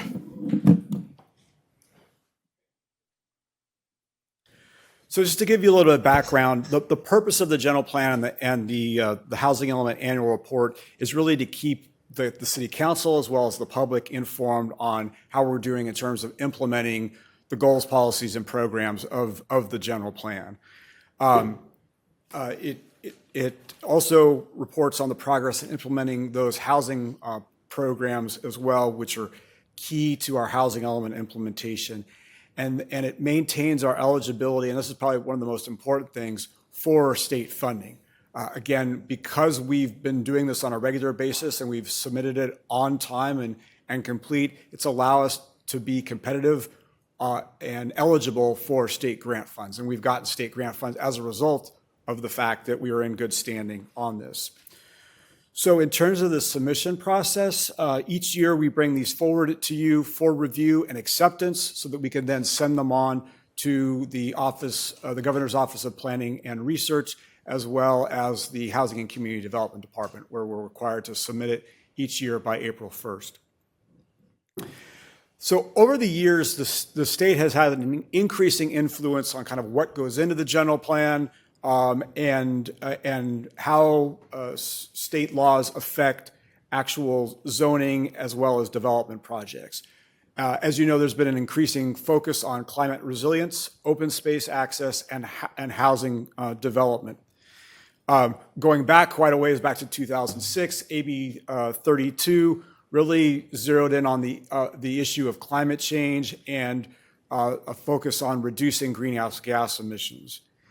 Then following that, with SB 379 in 2015, it mandated climate adaptation and resiliency strategies, which then meant that we had to update our safety element to include new programs focused on wildfires, heat, and smoke, and things like the urban heat island effect. So that was updated and adopted along with our housing element back in 2021. There are now new mandates that have come down from the state, just signed into law late last year, that require us to update our open space element by 2026 to focus on equitable access to open space, habitat connectivity, and so forth. Where the legislature is really focused, and there's more emphasis on reporting in the general plan and the housing element annual report, is on the issue of housing. Since 2017, there's been lots of legislation each year trying to address the housing crisis here in California. In particular, one of the most prominent bills was SB 330. that was signed into law in 2019, and it limits local discretion because some jurisdictions have used things like design review or the entitlement process to hold up, stall, or stop affordable housing projects. So it limits local discretion and on the number of public hearings on projects. It also expedites the permitting process, and it requires that you can no longer use subjective standards. You have to use objective development and design standards when reviewing projects. The other thing that's really important, and we'll talk a little bit more about this in the housing element section, is the state's housing element mandates. Again, every jurisdiction has to meet its share of its region's housing need allocation. What's anticipated in terms of the need for housing units and growth over that 8-year period with the housing element. So while jurisdictions don't build housing, we do properly zone and identify sites that are suitable for housing development. And if we have sites that are envisioned and deemed suitable in our housing element for housing that's affordable to lower income households, if those get developed with luxury products like luxury apartments, we can run into a situation if we don't have enough properly zoned land where we're in what's called a no net loss situation. And that can have fairly serious ramifications. What that means is that we either have 6 months to find other suitable sites, or we have extra land that we could use to address that need. If we don't, we can be deemed not in compliance with state housing law and then open to litigation and possibly also lose out on state funding. One of the other critical things that the state's focused on is also reducing barriers to the production of housing. So diving in a little bit more to the general plan and the general plan annual report, in terms of what our general plan is, it was adopted in 2018. It really is kind of the overall guide for existing and new development in this city, and really is our long-term plan about how we want to grow and develop over time and what's really kind of important to us. There's a vision, goals, policies, as well as implementation programs. Now, our general plan was updated in 2021 when we had to adopt our housing element. Again, and I'll talk about a little bit more about this, but the housing element's on a slightly different cycle than the rest of the elements in the general plan because of the fact that we've got a housing crisis in California. In 2024, we again amended the general plan. Again, that was to specifically meet some of the implementation programs set out in the general fund, in the general plan. So really the general plan is our long-term guide over about 20 plus years for growth in the city. As I mentioned, it includes several state mandated elements. There's 7 of them: land use, circulation, housing, open space, noise, and safety. There are additional elements that you can include that are optional, like economic development, which we've done here. And then the housing element is updated on an 8-year cycle rather than the 20 years that's typical with the rest of the general plan. In our general plan, we've got 84 implementation programs. 39 of them have specific due dates when we're supposed to complete that by. 38 are ongoing in nature, and then 4 we have to kind of revisit every year. And we made substantial progress on 22 of those items this past year. So highlighting some of the key accomplishments in our general plan over the past year, in the Public Works Department, working with community development, they developed these roundabout prioritization policies, as well as development standards for those. The whole focus was to keep traffic moving, but do so in a way that improve the safety for vehicles, pedestrians, and cyclists. So there were 13 intersections evaluated, and the council ultimately decided to prioritize 9 of those locations for further analysis. And again, this is looking at the use of traffic circles as opposed, or roundabouts, I should say, as opposed to signalized intersection where the traffic stops, backs up, rather than continuing to keep flowing. The other thing that was really important down in the Folsom Ranch area south of Highway 50 is the opening of Fire Station 34 by the fire department. This 12,000 square foot facility has not only personnel but equipment to address the needs down in the Folsom Plan area and Folsom Ranch. And it also has space available for the police department as well, so that you've got the combination of both safety services down there to serve the community. This is really important in terms of addressing the different priorities that the city has with regard to fire control and safety, as well as making sure that we have the facilities where our residents are. Parks and Recreation Department also celebrated several milestones last year with the opening of Prospector Park in December 2024 that hosts a variety of amenities. It's located, again, in Folsom Ranch next to Mangini Ranch Elementary. Has several amenities like zip lines, children's play area, and sports fields, and so forth.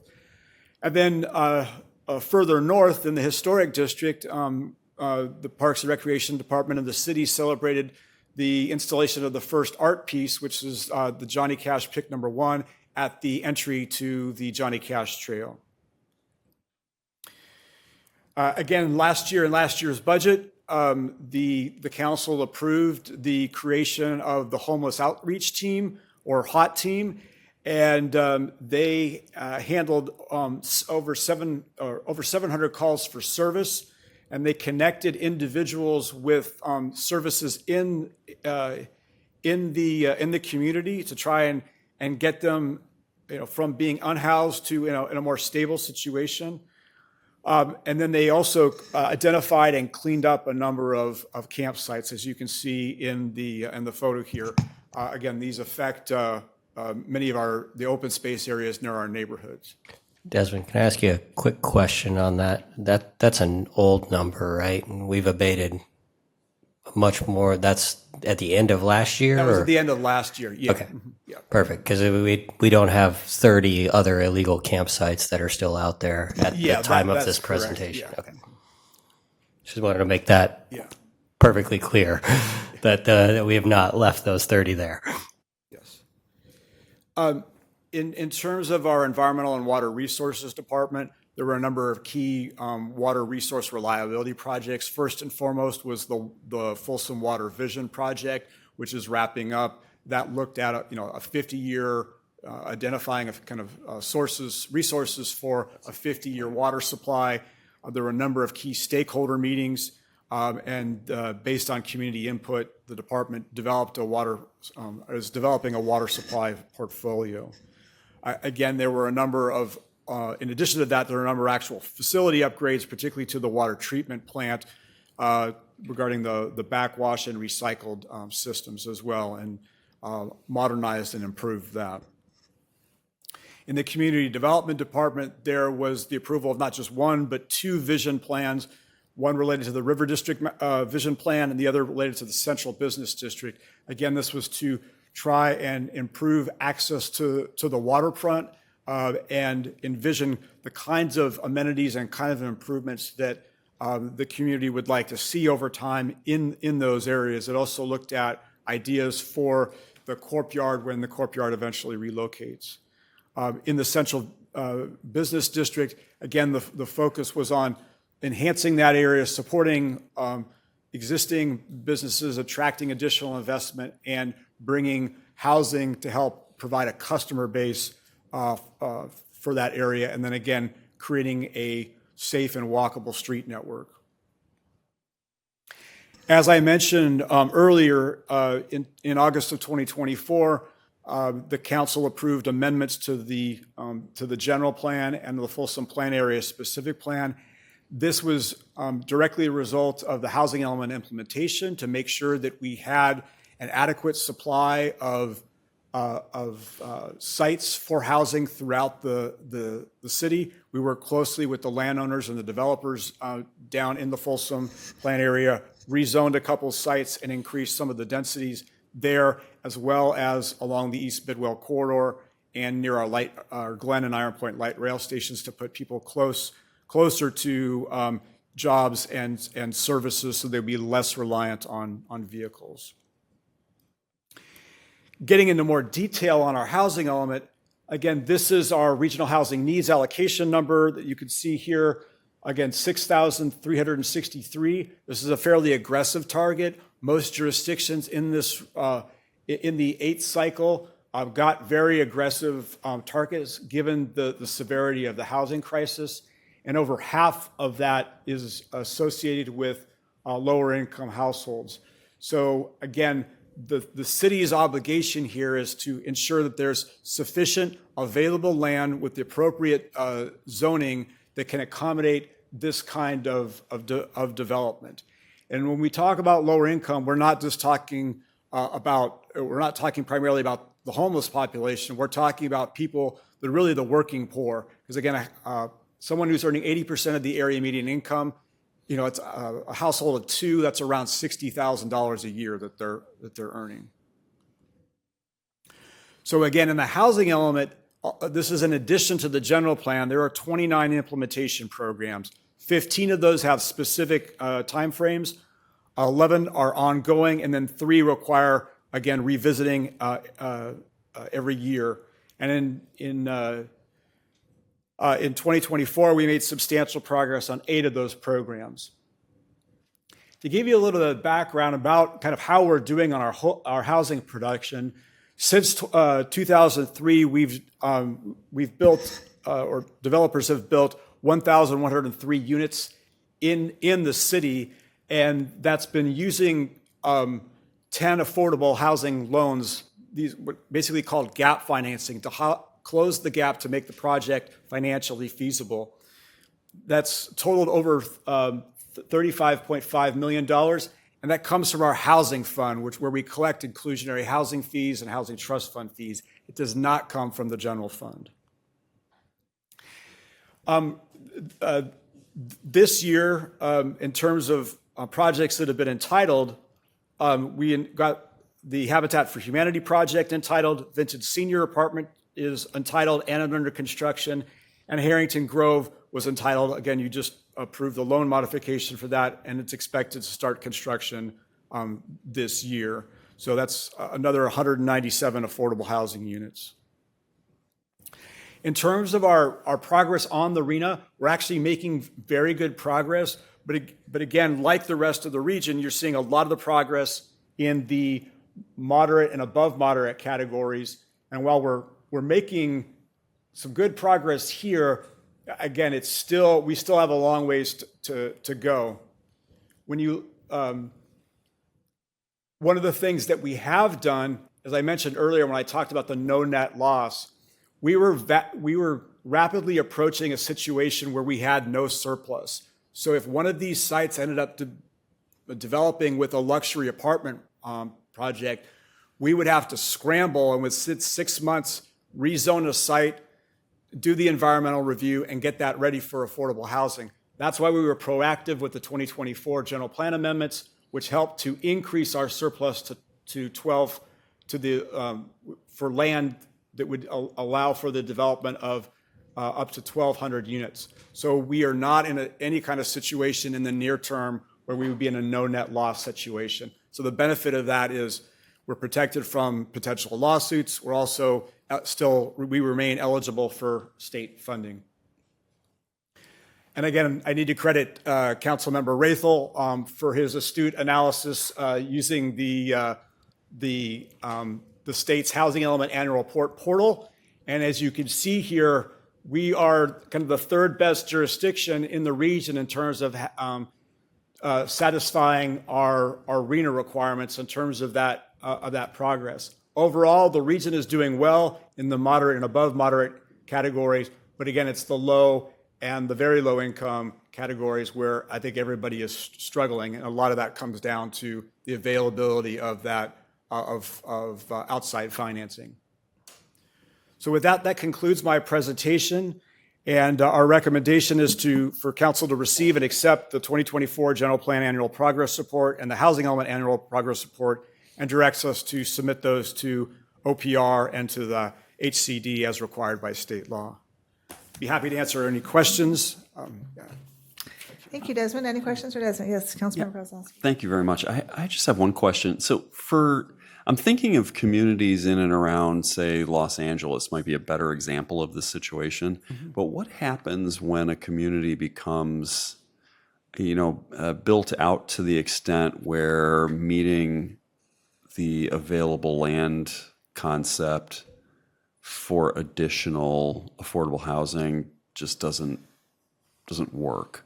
What's the option in those situations? I mean, I don't think we're there. Obviously, we're not there, but there is a future where that is the case. Yeah, and Citrus Heights has been facing that for several years now. They have no ability to grow outside of their boundaries. They're essentially a developed community. Yeah. And so they then look internally at sites that are redevelopable. So generally, when the state and our then Sacramento Area Council of Governments works to assign what our share of the growth is, if you have large areas of vacant land, you tend to get a higher number, as we did because of the Folsom Plan area. Citrus Heights tends to get a much lower number, but the expectation is that they would achieve that through redevelopment. So doing zoning, overlaying existing development that might change the contents of that property someday down the road. That's correct. So for example, Citrus That was Heights, all I was trying to get. Citrus Heights is looking at the Sunrise Mall as to put an overlay or doing a specific plan there that would allow for housing at that location, in addition to the retail. Very good. Thank you. I don't have any other questions. I want to give a quick update to the audience, for those who are waiting for the Natoma Station thing. We're getting word that it's probably another 30 minutes or so to finish tabulating. So I can ask more questions. I mean, yeah, we can filibuster here if we need to, but it's possible that we're going to adjourn this meeting and not give the results until the next meeting. So if you'd like to stick around, if you find this fascinating, you're welcome to do so. But if you'd rather not stick around, it's probably going to be another 30 minutes at least. But as Pam knows, I can probably fill up another 30 minutes if you need me to. There's no more exciting topic than regional housing needs allocation to me, so we can do this. Maybe actually that does bring to mind another question, since I had a chance to think about it, and apparently we have time. Where are we in the cycle again? Can you just kind of back over the dates of when a new allocation will be issued and SACOG will get the extraordinarily fun task of divvying that up amongst the various communities? Yeah, so believe it or not, that process kicks off at SACOG in 2026. Right. Okay. And then we will get a new allocation, I believe, in 2028. So our current housing element goes from 2021 to 2029. And then we will need to get that, we will get that allocation from SACOG. We will need to bring on board a specialized housing consultant that will help us to prepare our next housing element. So we will go through this all again. I like how you slipped that in. We'll need a special consultant. I think you're completely capable, Desmond. I used to do these, but I try to get some sleep during the nighttime. All right, and maybe we should bring up. We did get a question letter kind of at the last minute from a interested party about if you can back up to the different components of the plan. And you said that we were doing economic analysis as kind of like a bonus right there. The suggestion was that the noise element, perhaps we didn't have a fully baked policy citywide. And I don't necessarily agree with that position, but I'm just curious how you feel or where we are with that. If I understood correctly, and thank you for mentioning that, there was a green sheet that was and it was specific to modified vehicles making noise on the road and other nuisance. I had a conversation with that person. question stands. Yeah. So clarify. I don't think so much that it's a default of or a defect of the noise element per se. I think the concern is more about kind of implementation and enforcement. Okay. And we do, I think we do need to revisit our noise standards that are within our within the municipal code in Chapter 8 or Title 8. And I think that overall it's something that we do need to look at. But I think some of the things related to vehicle modification are really kind of outside of our control, and that really becomes more of an enforcement issue for the police department when people have modified vehicles that are making loud sounds. Yeah. Well, at 1 p.m. every Sunday, the gang of motorcyclists drive down Natoma Street around the lake and head out to wherever they head out to. And those are not modified, but they're very noisy, and I just take it as knowing that it's 1 o'clock on Sunday. So anyway, thank you.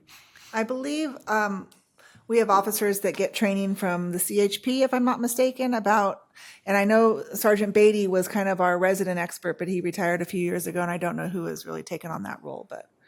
Gotcha. I'm just curious. I had some other questions. Plus, Are you done? Did you have questions? I got a couple. Oh, we haven't gotten to you yet. Have we? Did we? No. Okay, yeah, go ahead. But I can let Councilmember Leary go first. I'm in no rush. Okay. All right, I'll go.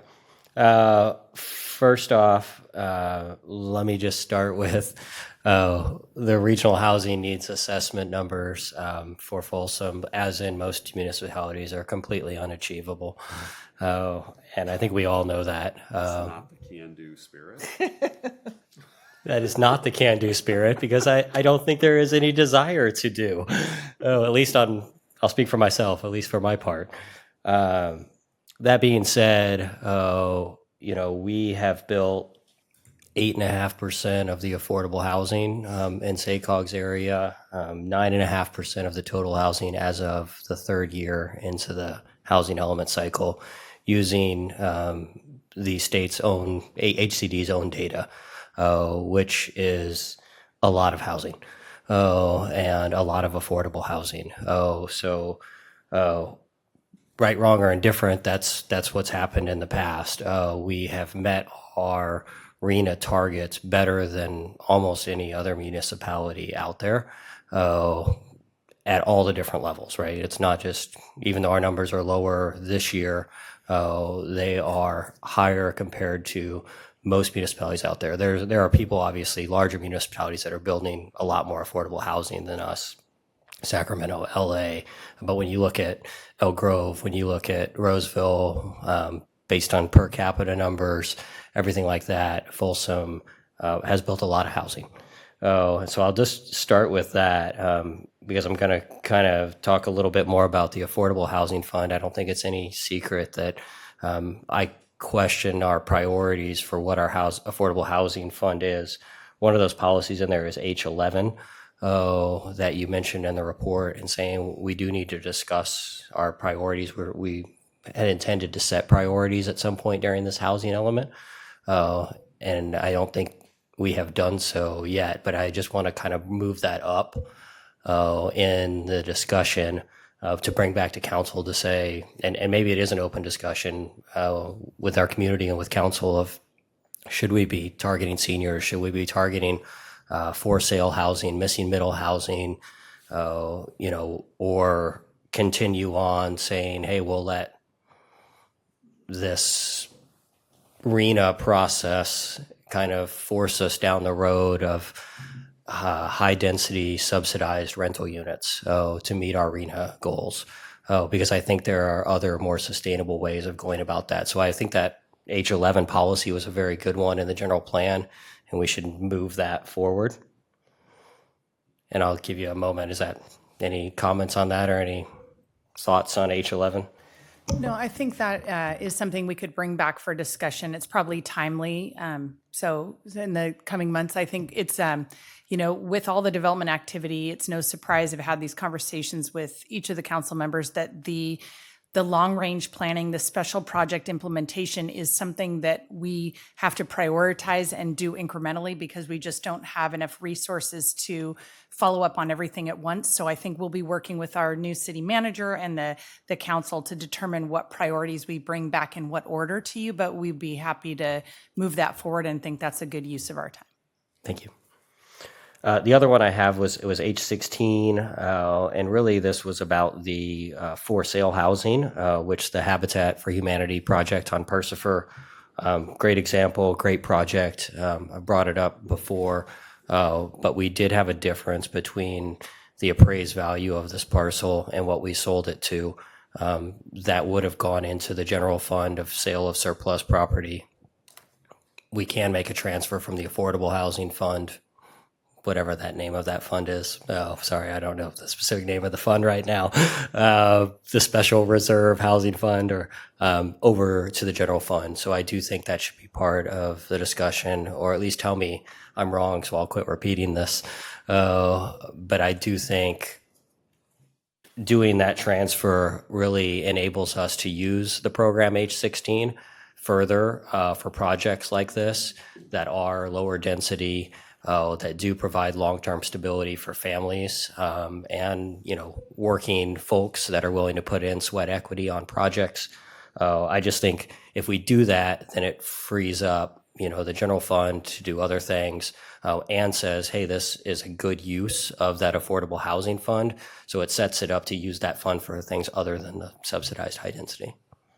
Agree, and I think that just goes back to what Pam had mentioned about kind of looking at this in the kind of scheme of overall priorities.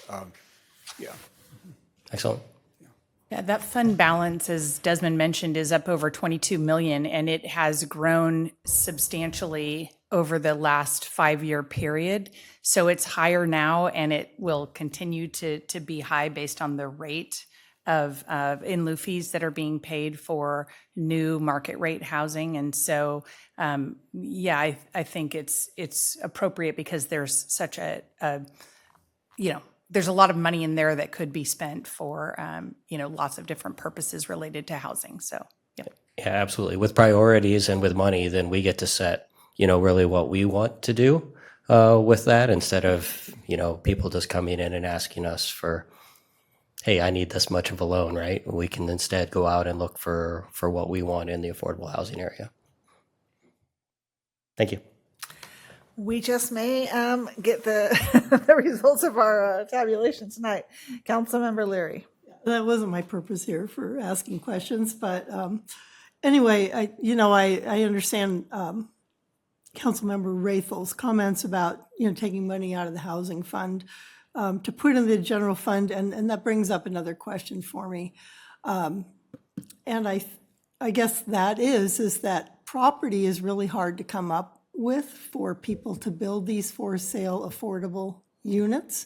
And can that money be used to help subsidize future sites like the Habitat for Humanity site? I mean, I know we sold it for less, but we also provided, the benefit that they had a place to build the site without them having to come up with the money. Yeah. That makes sense. Yes, it does. Yeah. That is correct. And I think that goes back to what Councilmember Rathel was saying, is that kind of what is the priorities for the use of the funds? So, for example, it can be used for the loans and gap financing, like Stephanie described in her presentation on the Harrington Grove apartment project, and like we've done with many others. It can be used for land banking, where we acquire property specifically for affordable housing. It can also be used to help to reduce the impact fee burden on projects, because that can be a barrier to financial development.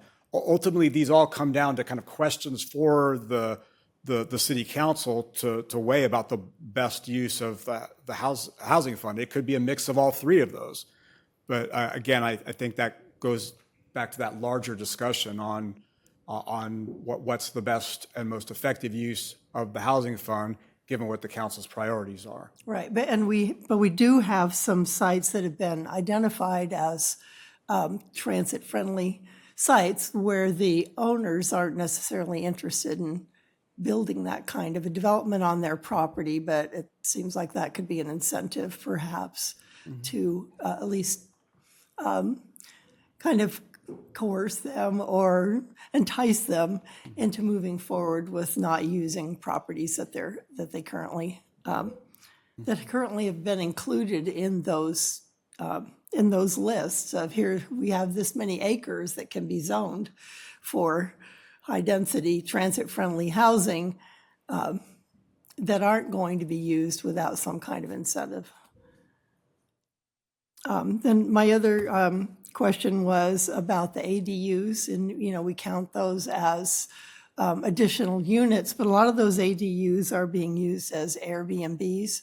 And is there a way for us to differentiate what's actually being used for housing versus what's actually being used as, a rental unit and income for the person that built them? So it's illegal for them to use ADUs as short-term rentals. I'm not saying that doesn't happen, but it is illegal. When we get complaints about that, we have code enforcement notify them. They have to be longer-term rental units. Stephanie has actually done surveying of ADUs and in particular the multi-gen housing, which is being built down in the Folsom Ranch area. And those are homes that have an internal separate suite with a separate entrance that are effectively attached ADUs to get an idea of how they're actually being used and whether they are being used for folks that are lower income. And many times that may include, persons with, adult children with disabilities, or seniors, members of the family that couldn't necessarily financially live on their own, and then sometimes they are rented. I don't know, Stephanie, if you wanted to speak more to kind of what your results have been. Desmond, can I ask this clarifying question also? So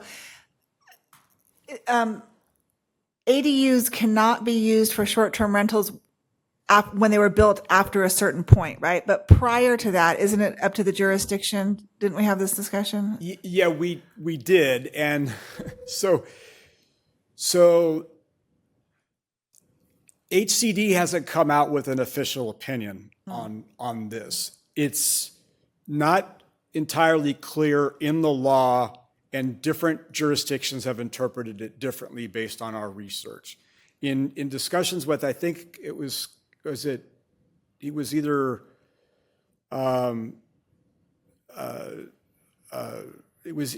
either Congressman Kiley or Hoover's office that had reached out to HCD saying that there was some latitude for those units that were built prior to 2020. But we could never get anything in writing from HCD clarifying the issue. And so we're kind of in this limbo situation. And based on our reading of the law, it doesn't look like there's a lot of flexibility. But units built after 2020 definitely units, cannot any be used unit for built short-term after rentals. 2020 cannot be used as a short-term rental. That is correct, yes. Okay. I'd just like to address something maybe to Barbara's original question or Councilmember Leary's original question, which is that in this housing element cycle where ADUs were being proposed as one way to meet the affordable housing need, the state came up with a rule because it's very challenging for us to track and guarantee what number of our affordable housing units are affordable at what levels. We just don't do that. We don't track it. It's challenging. So they set a rule to say, a certain percentage of the units can be counted towards meeting that affordable need. And we said, thank you very much. We have X number of units in any given year, and we'll assume that we're, meeting that metric in accordance with that percentage. So, to Desmond's point, Stephanie's done a lot of research to see kind of how is it being implemented, but it is a very challenging thing for us to do effectively because not all ADUs are rented. And, there's lots of different dynamics out there happening. Yeah, I think the threshold, isn't the threshold 15%, Stephanie? And then you can count more if you can demonstrate that. Yeah, so we actually are using a survey that SACOG prepared several years back that they presented to HCD, and HCD allowed that.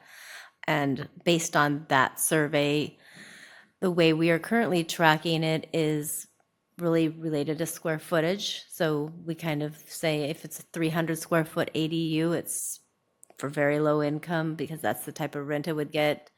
And, if it's 1,200 square foot ADU, we're saying it's above moderate because we know that the rent's out there. So that's the way we've been kind of handling those. So it's based on SACOG survey, and then we actually look at the square footages of those units. And then with regards to the multi-gen units, we did a survey several years back of the region because we didn't have very many constructed. Based on that survey, approximately 70% of the units were being used for housing, and then 30% of the units were for other things like a home office or occasional visitor, et cetera. So we've been using the results of that survey. We plan to implement a new survey probably later this year for our Folsom folks, now that we have a sufficient number of the multi-gen units to find out how they're being used in Folsom. We did do a survey several years ago, but it was so small of a sample that we stuck with the original survey. So I don't know if that answers your questions, but. Yeah, no, thank you. Well, this came up a few years ago at Planning Commission. How are we going to account for all those? And I didn't know if any progress had been made in the interim. It's clearly a tough problem to solve. I mean, the other side of that too is if they're being used as short-term rentals, we charge a TOT tax for their use? Yeah, I mean, anybody who's operating a short-term rental in the city, regardless of whether it's in a home or elsewhere, is required to pay transient occupancy tax to the city. So we've sent out letters to everybody we've identified as operating a short-term rental, and then code enforcement has followed up with them if they're operating a short-term rental in an ADU. Great, thank you. Okay, we have no public comment on this, and we don't need to take any action on this item. So, did you have another? You're good. Okay. Thank you very much, Desmond. We are going to go to city manager reports and council comments and hope that when we're done with that, we will be able to report out the results of the vote. So, Mr. City Manager. Great. Thank you, Madam Mayor, members of the council. First, I'd like to thank our communications director, Christine Brainerd, who's helped put these comments together. We are, for the last 2 weeks, we've held meetings with all of our departments, going over their budget requests. It's been a really good opportunity for me, one, to get to know our staff.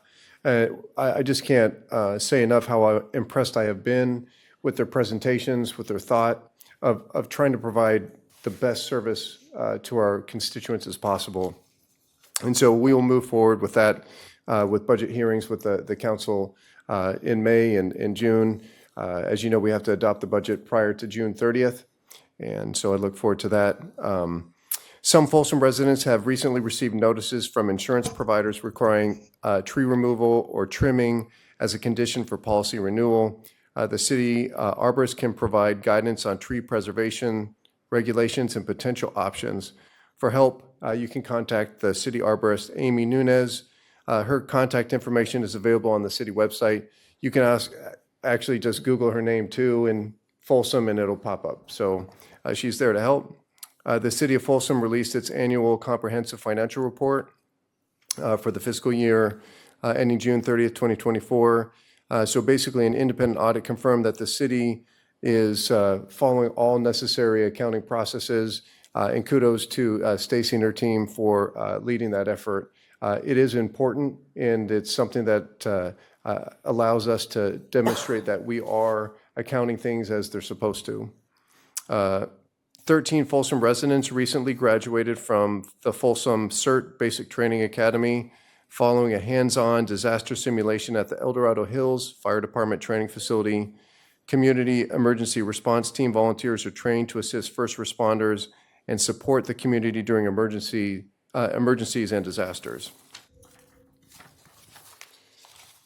The Folsom Fire Department is currently hiring firefighter paramedics to join its team. This opportunity is open to both entry-level and lateral applicants. Details are available at folsom.ca.us/jobs. An Everbridge alert was sent very early Sunday regarding a vehicle crash at Riley, Natoma, and we acknowledge the message lacked clarity and caused some confusion among residents. The crash also disrupted our 911 communications temporarily. We appreciate the community's patience and are working to improve future notifications. A routine traffic stop on March 6th near White Rock Road and Oak Avenue Parkway led to a significant arrest. Officers pulled over a vehicle with no license plates and discovered the driver was on searchable probation. A search of the vehicle uncovered 4 stolen firearms, ammunition, tools, and camping equipment, all linked to a recent storage unit burglary in El Dorado Hills. Robert Carlson, 43, of Rancho Cordova, was arrested and booked at the Sacramento County Jail on multiple firearm and theft-related charges. We are saddened by the passing of El Dorado County Fire Marshal Lucas Shepard and extend our condolences to his loved ones and colleagues. Volunteers are needed for Folsom's Earth Day celebration on Saturday, April 26th. The event includes morning cleanup, projects, and a free festival at Prospector Park. You can learn more and sign up at folsom.ca.us/Earth Day. A community tree planting event will be held at Beacon Hill Park this Saturday from 8:45 a.m. to noon. Volunteers will help plant trees to improve shaded walkways, picnic areas, and overall environmental quality. The gallery at 48 Natoma will present Moments of Connection, People, Places, and Presence, a solo exhibition by artist Yen Ching Cheng. A free public reception will be held on April 4th, and the exhibition will remain on display through May 15th. And that concludes my report. Thank you. Councilmember Kozlowski. Just a couple of quick things. The most recent meeting of the Sacramento Area Council of Governments was held in Rockland. They were our special host, and they did a bus tour of Rockland to show off some of the great things that are going on up there. It was good fun, and our neighbors to the north are excellent hosts. And they really lean into showing off their quarry park. They love that place. So I think, it's something that our park staff and many of you are familiar with, but it's good fun and great stuff. And I got a stress ball that looks like a piece of granite. And I have this fantastic collection of stress balls from trade shows. So I'm just saying we need something clever as a stress ball giveaway for the city of Folsom.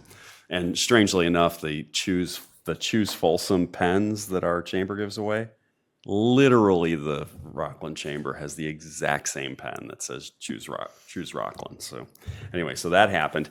Next Thursday is on more serious SACOG business, a land use and natural resources subcommittee meeting of SACOG, which I'm going to chair because I'm pinch hitting for the chair of that committee, where we will be talking about general plans and a lot of the same topics that we talked about tonight. So the wheels keep turning down there.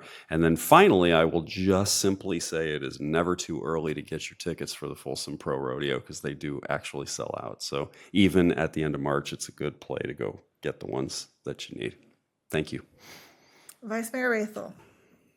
I'll just report out on the Sacramento Transportation Authority. At the last meeting, we discussed and agreed to kind of the framework for an MOU around the STIP funding or State Transportation Improvement funding, basically the state funding for transportation projects that in the past was competitive.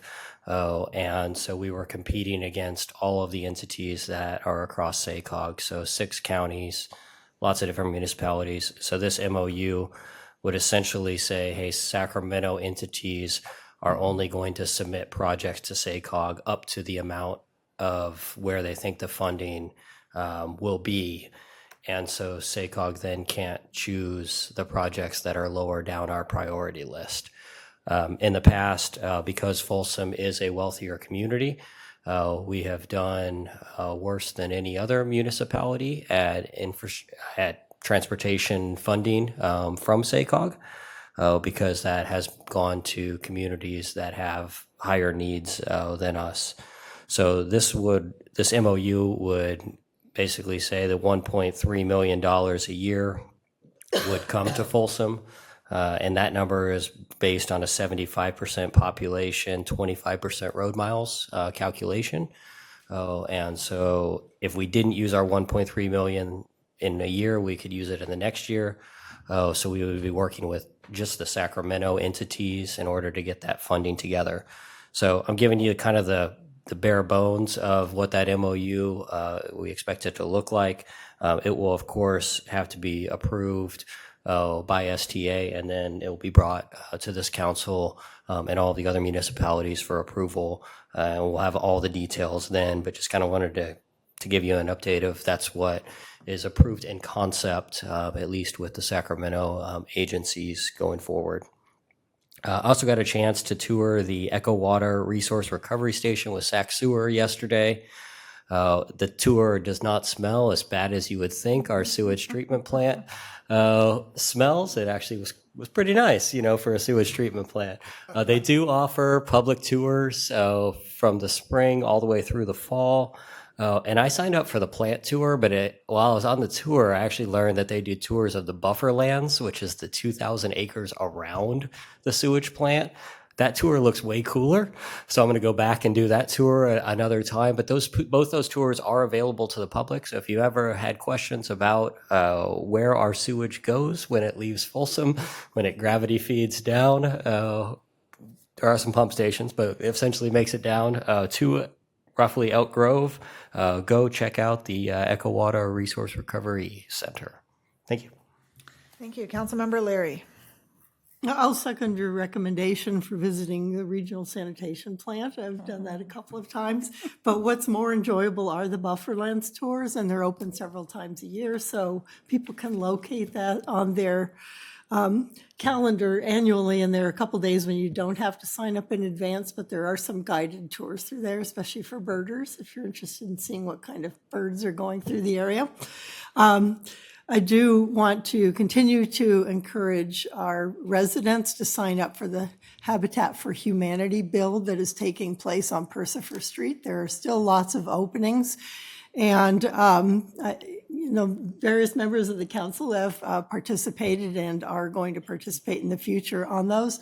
To find out what dates are available and what you need to bring, you can just look for Habitat for Humanity Sacramento Division by Googling it, and it'll take you to a place where you can get more information.